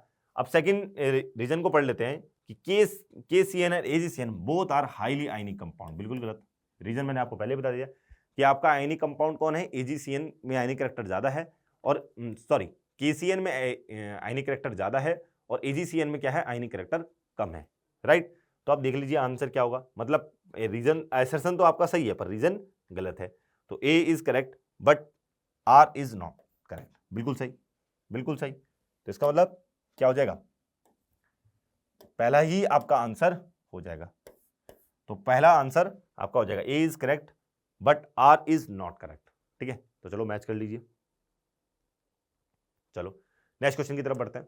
ये बेटा ये क्वेश्चन जेई मेंस में पहले भी आ रखा है, दोबारा इस क्वेश्चन को पूछा है। यदि आप एनसीईआरटी को पढ़ोगे तो एनसीईआरटी में ये एक मेथड ऑफ प्रिपरेशन होती है किसकी, एरोमेटिक एल्डिहाइड बनाने की, ठीक है ना। एनसीईआरटी में गिवन है ये रिएक्शन, ठीक है ना, एनसीईआरटी से डायरेक्ट पूछी है। आप पहला इसमें क्या होता है, हेलोजिनेशन कराया जा रहा है। जैसे ही आप हेलोजिनेशन कराओगे किसका, टॉल्विन का, तो यहाँ पर 2 क्लोरीन आके जुड़ जाएंगे।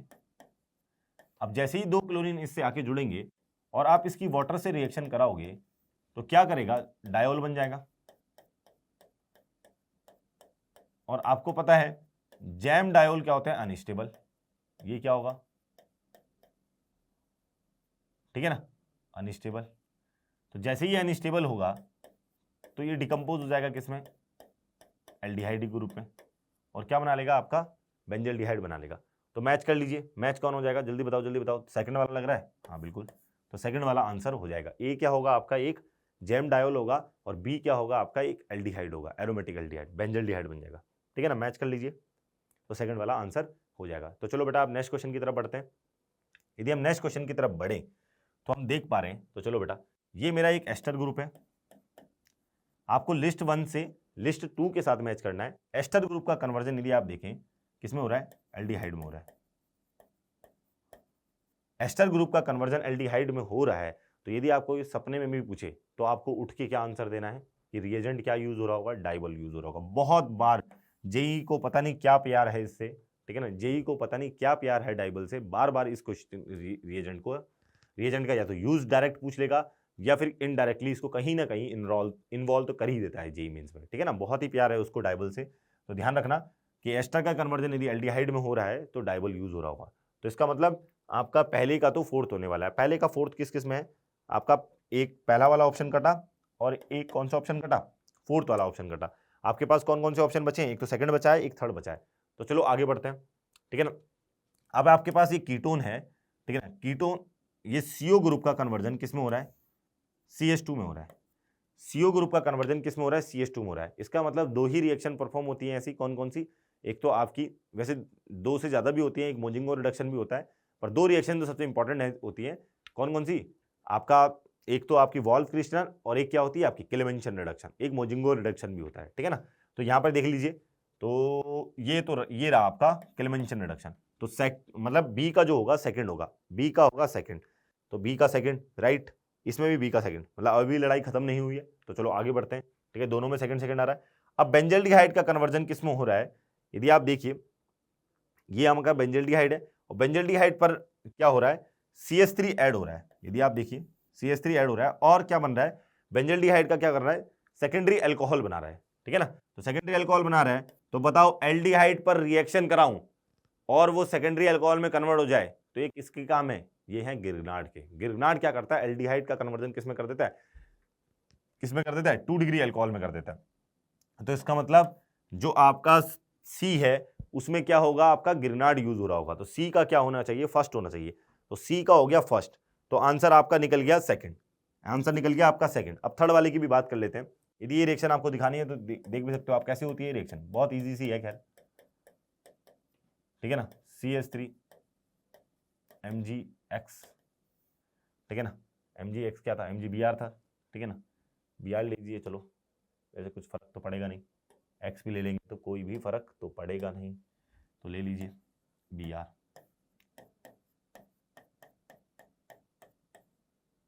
ठीक है ना।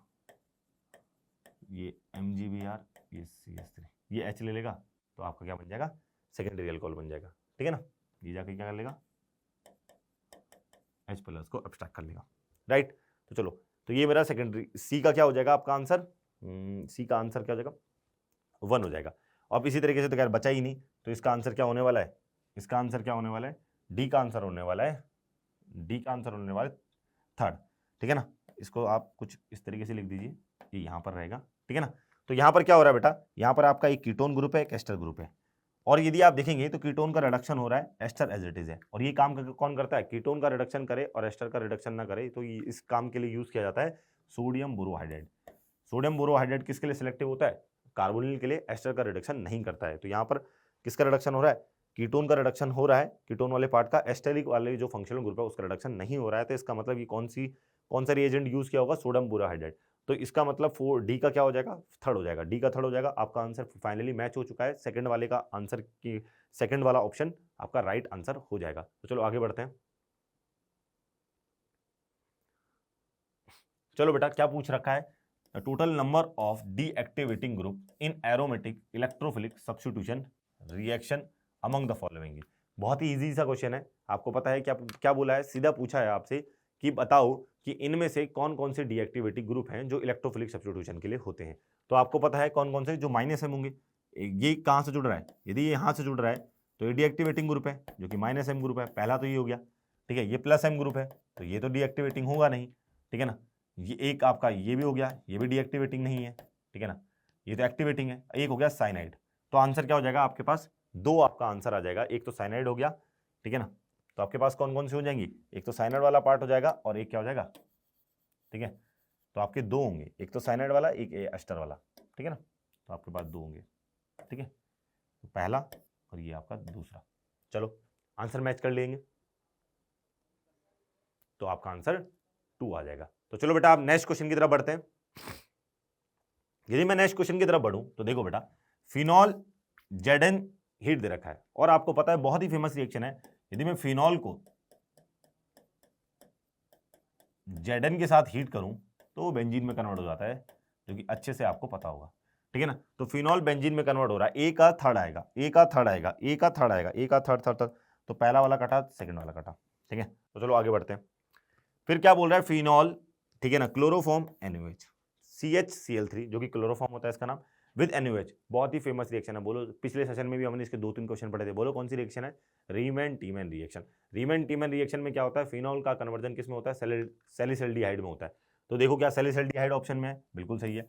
तो मतलब क्या है कि आपका बी का फर्स्ट होने वाला है, बी का फर्स्ट होने वाला है, तो ये भी कटा, तो आंसर क्या हो गया, थर्ड आ गया। तो चलो बेटा ऑप्शन देखो बेटा, इतनी जल्दी हो जाते हैं क्वेश्चन, इतनी जल्दी हो जाते हैं। एग्जामिनेशन में भी आपको यही करना है, आपको एग्जामिनेशन में आंसर लाना होता है, ठीक है। यदि आपका आंसर आ गया, प्रॉपर्ली आंसर आ गया, तो आपको जरूरत भी नहीं है इन दोनों के बारे में सोचने की, बट यहाँ पर हम सॉल्यूशन कर रहे हैं तो मैं इन दोनों का भी सॉल्यूशन बता देता हूँ कि आगे क्या होगा। चलो आगे बढ़ते हैं। तो आगे क्या होगा, phenol CO2 with NaOH with HCl। आपको पता है यदि फिनॉल की रिएक्शन में CO2 से कराऊं NaOH की प्रेजेंस में और देन हाइड्रोलिसिस करूं H पॉजिटिव वाली, तो आपको पता है कि इस वाले केस में सैलिसिल्डिहाइड ना बनकर सैलिसिलिक एसिड बनता है। तो इसका मतलब C का क्या होने वाला है, सेकंड होने वाला है, जो कि दे ही रखा है आपको। अब D की बात करते हैं, फिनॉल के साथ यदि मैं कंसंट्रेटेड HNO3 के साथ रिएक्शन कराऊं तो हमें एक क्या मिलता है, एक एसिड मिलता है जिसका नाम क्या होता है, पिक्रिक एसिड होता है। तो आपका आंसर क्या हो जाएगा, आंसर क्या हो जाएगा, फोर्थ। तो आपका फाइनली जो आंसर क्या था, थर्ड हो जाएगा। क्लियर है बेटा। चलो पिक्रिक एसिड का फॉर्मूला तो सबको पता है ना, क्या होगा, OH NO2 NO2 NO2, तो ये होता है पिक्रिक एसिड, ठीक है। चलो नेक्स्ट देख लीजिए, आंसर मैच करेंगे, थर्ड आंसर हो जाएगा। चलो नेक्स्ट क्वेश्चन देखिए, the set of Meta directing functional group from the following set is. तो आपको सेट ऑफ बताना है कि जो सारे के सारे मेटा डायरेक्टिंग ग्रुप हो। तो चलो देख लीजिए, साइनाइड मेटा डायरेक्टिंग, ये ऑर्थो डायरेक्टिंग, ये ऑर्थो डायरेक्टिंग, ये भी ऑर्थो डायरेक्टिंग, बिल्कुल गलत, ठीक है ना।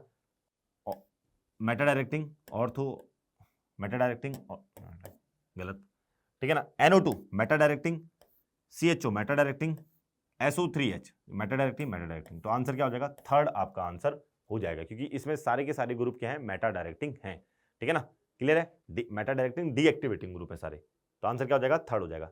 देख लीजिए इजी सा क्वेश्चन था, ठीक है ना, थर्ड आंसर हो गया, मैच हो गया। तो चलो अब नेक्स्ट क्वेश्चन की तरफ बढ़ते हैं। तो select the compound from the following that will show intramolecular hydrogen bonding. तो इंट्रामोलिकुलर हाइड्रोजन बॉन्डिंग कौन देगा, बहुत ही इजी सा क्वेश्चन है। ये कौन सा वाला देगा, ये वाला कंपाउंड देगा, बना के भी दिखा सकते हो, ये तो कब दे ही नहीं सकते इंट्रामोलिकुलर, इनके पास है ही नहीं, ठीक है ना। तो ये हो गया N, ये हो गया O नेगेटिव, ये हो गया ये, ठीक है ना। यहाँ से क्या कर देगा, हाइड्रोजन बॉन्डिंग शो कर देगा, तो आंसर क्या हो जाएगा, फोर्थ हो जाएगा। चलो नेक्स्ट क्वेश्चन की तरफ बढ़ते हैं। नेक्स्ट क्वेश्चन क्या बोल रहा है, देखो बेटा यहाँ पे H2 दे रखा है, A दे रखा है, प्रोडक्ट दे रखा है, तो आपको रिएक्टेंट बताना है। तो ए पहले वाले में आपको रिएक्टेंट बताना है, दूसरे वाले में प्रोडक्ट बताना है। ये कौन सा रिडक्शन होता है, बर्च रिडक्शन। ये मेरा क्या है, बर्च रिडक्शन। बर्च रिडक्शन क्या करता है, आपका इंटरनल एल्काइन का किस में कन्वर्जन करता है, जल्दी बताओ, इंटरनल एल्काइन का कन्वर्जन किस में करेगा, ट्रांस एल्कीन में करेगा या सिस एल्कीन में करेगा। तो आपको अच्छे से पता है ये क्या बनाने वाला है, ट्रांस एल्कीन बनाने वाला है। ये क्या बनाने वाला है, ट्रांस एल्कीन बनाने वाला है। ट्रांस एल्कीन किस में बनेगा, देखो, तो इसका मतलब ये भी गया, ये भी गया, ठीक है ना, ये भी गया, ये भी गया, तो ट्रांस एल्कीन बन गया। अब नेक्स्ट आपको ये बताना है कि H2 की रिएक्शन में किससे कराऊं कि सिस एल्कीन मिले। PD चारकोल आपको दे रखा है, तो आपको पता है, सिंपल सी बात है, यही तो है, ठीक है ना। एल्काइन की रिएक्शन कराओ, आपकी सिस एल्कीन मिलेगी, तो आंसर क्या हो जाएगा, 2 पेंटाइन हो जाएगा, ठीक है ना। तो 2 पेंटाइन की रिएक्शन किससे कराओ आप कि जो आपको ये मिले, तो बताओ 2 पेंटाइन ही हो गया, ठीक है ना। ए अब बाकी ट्रांस एल्कीन बिल्कुल सही है, ठीक है ना। N नहीं हो सकता, क्योंकि यदि N पेंटेन तो बिल्कुल भी नहीं, N पेंटेन का रिडक्शन यहाँ पे तो आप ट्रिपल बॉन्ड का रिडक्शन कराओगे ना सिंगल डबल बॉन्ड में, तो यहाँ पर तो इसने एल्केन दे दिया, ये तो बिल्कुल हो ही नहीं सकता, ठीक है ना। तो आंसर क्या हो जाएगा, फर्स्ट आपका आंसर हो जाएगा। क्लियर, समझ में आ रहा है। एल्केन में यदि आप H2 ऐड करोगे, पहले तो एल्केन में H2 ऐड ही नहीं होगा, पर यदि आप ऐड करोगे तो थोड़ी डबल बॉन्ड बनाएगा, तो ये तो उल्टा बोल रहा है, ठीक है ना, ठीक है ना। तो आपको क्या चाहिए था, यहाँ पे ट्रिपल बॉन्ड चाहिए था, ट्रिपल बॉन्ड में यदि आप H2 ऐड करोगे तो देन एल्कीन बनेगा। तो वो क्या है आपकी ट्रिपल बॉन्ड, क्या है, 2 पेंटाइन है। चलो बेटा मैच कर लीजिए, ऑप्शन क्या हो जाएगा, फर्स्ट आंसर हो जाएगा, राइट बेटा। तो चलो नेक्स्ट क्वेश्चन की तरफ बढ़ते हैं।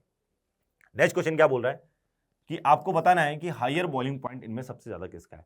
तो बहुत ही इजी सा क्वेश्चन है बेटा, सबसे ज्यादा हायर बॉइलिंग पॉइंट किसका होगा, अल्कोहल का होगा, क्योंकि अल्कोहल क्या करते हैं, हाइड्रोजन बॉन्डिंग शो करते हैं। जनरली यदि इनका ऑर्डर पूछ लिया जाए, यदि इनका लगभग ऑलमोस्ट सेम मॉलिक्यूलर वेट है, तो जनरली सबसे ज्यादा हायर बॉइलिंग पॉइंट किसका होगा, पहले अल्कोहल का होगा, फिर एल्डिहाइड का होगा, फिर किसका होगा, आपका ईथर का होगा, और सबसे कम किसका होगा, आपका एल्कीन का होगा। ठीक है ना, क्लियर है, पोलैरिटी पे बेस और प्लस हाइड्रोजन बॉन्डिंग सबसे ज्यादा किसका होगा, अल्कोहल का होगा, क्योंकि ये क्या कर सकता है, हाइड्रोजन बॉन्डिंग क्या कर सकता है, हाइड्रोजन बॉन्डिंग कर सकता है। ठीक है ना, तो आंसर क्या हो जाएगा, सेकंड हो जाएगा। चलो बेटा मैच कर लिया सेकंड आंसर। तो चलो आप नेक्स्ट क्वेश्चन की तरफ बढ़ते हैं। तो नेक्स्ट क्वेश्चन देख लेते हैं, एसर्शन और रीजन टाइप क्वेश्चन है। तो एसर्शन क्या बोल रहा है कि आपको दे रखा है CH2CH is a question of, ठीक है ना, एलाइल हैलाइड। ठीक है ना, तो ये क्या है, एक एलाइल हैलाइड है, बिल्कुल सही है, बिल्कुल एलाइल हैलाइड है। Allyl halide are the compound in which halogen atom is attach with sp2 hybridize carbon atom, बिल्कुल गलत है। ठीक है ना, एलाइल हैलाइड में तो जो आपका क्या होता है, क्या बोला इसने, क्या अटैच होता है, हैलोजन अटैच होता है, वो sp2 से नहीं sp3 से होता है। ये क्या बोल रहा है, ये तो उल्टा बोल रहा है। ये क्या बोल रहा है, विनाइल में क्या होता है, विनाइल और फिनाइल में क्या होता है, आपका हैलोजन कहां से अटैच होता है, अटैच होता है sp2 से। यहां तो जो हैलोजन होता है वो sp3 से अटैच होता है। तो यदि वो sp3 से अटैच है तो कौन सा ऑप्शन हो जाएगा, ठीक है ना, तो इसका मतलब ये रीजन तो क्या हो जाएगा, गलत हो जाएगा, और एसर्शन क्या हो जाएगा, सही हो जाएगा। तो पहला वाला ऑप्शन सही है, दूसरा वाला गलत है। ठीक है ना, A is true but R is false, बिल्कुल सही है, एसर्शन सही है पर रीजन क्या है, गलत है। तो चलो ऑप्शन क्या हो जाएगा, फर्स्ट हो जाएगा। तो वेरी गुड, मैच कर लीजिए, पहला आंसर आ गया। ठीक है, वेरी गुड। अब हम बात करते हैं नेक्स्ट क्वेश्चन की, नेक्स्ट क्वेश्चन की तरफ बढ़ते हैं। नेक्स्ट क्वेश्चन क्या बोल रहा है, the number of compound which give reaction with Hinsberg reagent is. तो हिंसबर्ग रिएजेंट की रिएक्शन यदि आप देखोगे बेटा, तो किसमें आपको क्या देखना होता है, आपको सिंपली चेक करना है कि कौन सा 1 डिग्री अमीन है और कौन सा क्या है 2 डिग्री अमीन है। तो चलो बेटा देख लेते हैं। तो ये तो आपका क्या हो गया, डाइजोनियम सॉल्ट हो गया, ये तो बिल्कुल भी नहीं देगा। ये अमाइड हो गया, ये भी गलत हो गया। ये 1 डिग्री अमीन, ये दे गया। ठीक है, ये 3 डिग्री अमीन, ये भी गलत। ठीक है, ये भी नहीं देगा। ये 2 डिग्री अमीन, ये देगा। ये 3 डिग्री अमीन, ठीक है, ये भी नहीं देगा। ये 1 डिग्री अमीन, ठीक है, ये दे देगा। ये तो अमीन है ही नहीं, ये क्या है 2 डिग्री अमीन, ये देगा। ये 1 डिग्री अमीन, ये भी देगा। ये एमाइड, ये भी नहीं देगा। तो आंसर का कैलकुलेट कर लीजिए, 1 हो गया, 1 2 3 4 5। तो क्या हो जाएगा, 5 आपका आंसर हो जाएगा। क्लियर है बेटा, चलो नेक्स्ट देखिए। तो मैच कर लेंगे, 5 आपका आंसर हो गया। ठीक है, नेक्स्ट क्वेश्चन देखिए। नेक्स्ट क्वेश्चन है आपके पास, ठीक है ना, ये एक क्या हो रहा है, एक टॉल्विन है आपके पास। टॉल्विन का कन्वर्जन किस में हो रहा है, बेंजल्डिहाइड में हो रहा है। बेटा यदि टॉल्विन का कन्वर्जन यदि बेंजल्डिहाइड में हो रहा है तो बहुत ही फेमस रिएक्शन होती है, क्या नाम होता है इसका, इटार्ड रिएक्शन। तो इटार्ड रिएक्शन में आपको पूछा है कि आपके इंटरमीडिएट में नहीं पूछे, आपको सिर्फ ये पूछा है ए और बी क्या होंगे। तो Etard reaction sorry Etard reaction यदि आपको आती है तो आपको पता है ए और बी क्या होने चाहिए। तो ए क्या होगा, CrO3 होगा, और बी जो होगा वो CrO2Cl2 होगा। ठीक है ना, क्लियर है बेटा। तो आंसर बहुत ही इजी था, आंसर क्या हो जाएगा, 2 हो जाएगा यदि आपको इटार्ड रिएक्शन आती है तो। ठीक है ना बेटा, बहुत ही इजी रिएक्शन था, नेम रिएक्शन से डायरेक्ट क्वेश्चन था इटार्ड से। ठीक है ना, आंसर क्या हो जाएगा, सेकंड हो जाएगा। तो चलो बेटा इसी क्वेश्चन के साथ बेटा हम इस सेशन को खत्म करेंगे। थैंक यू बेटा।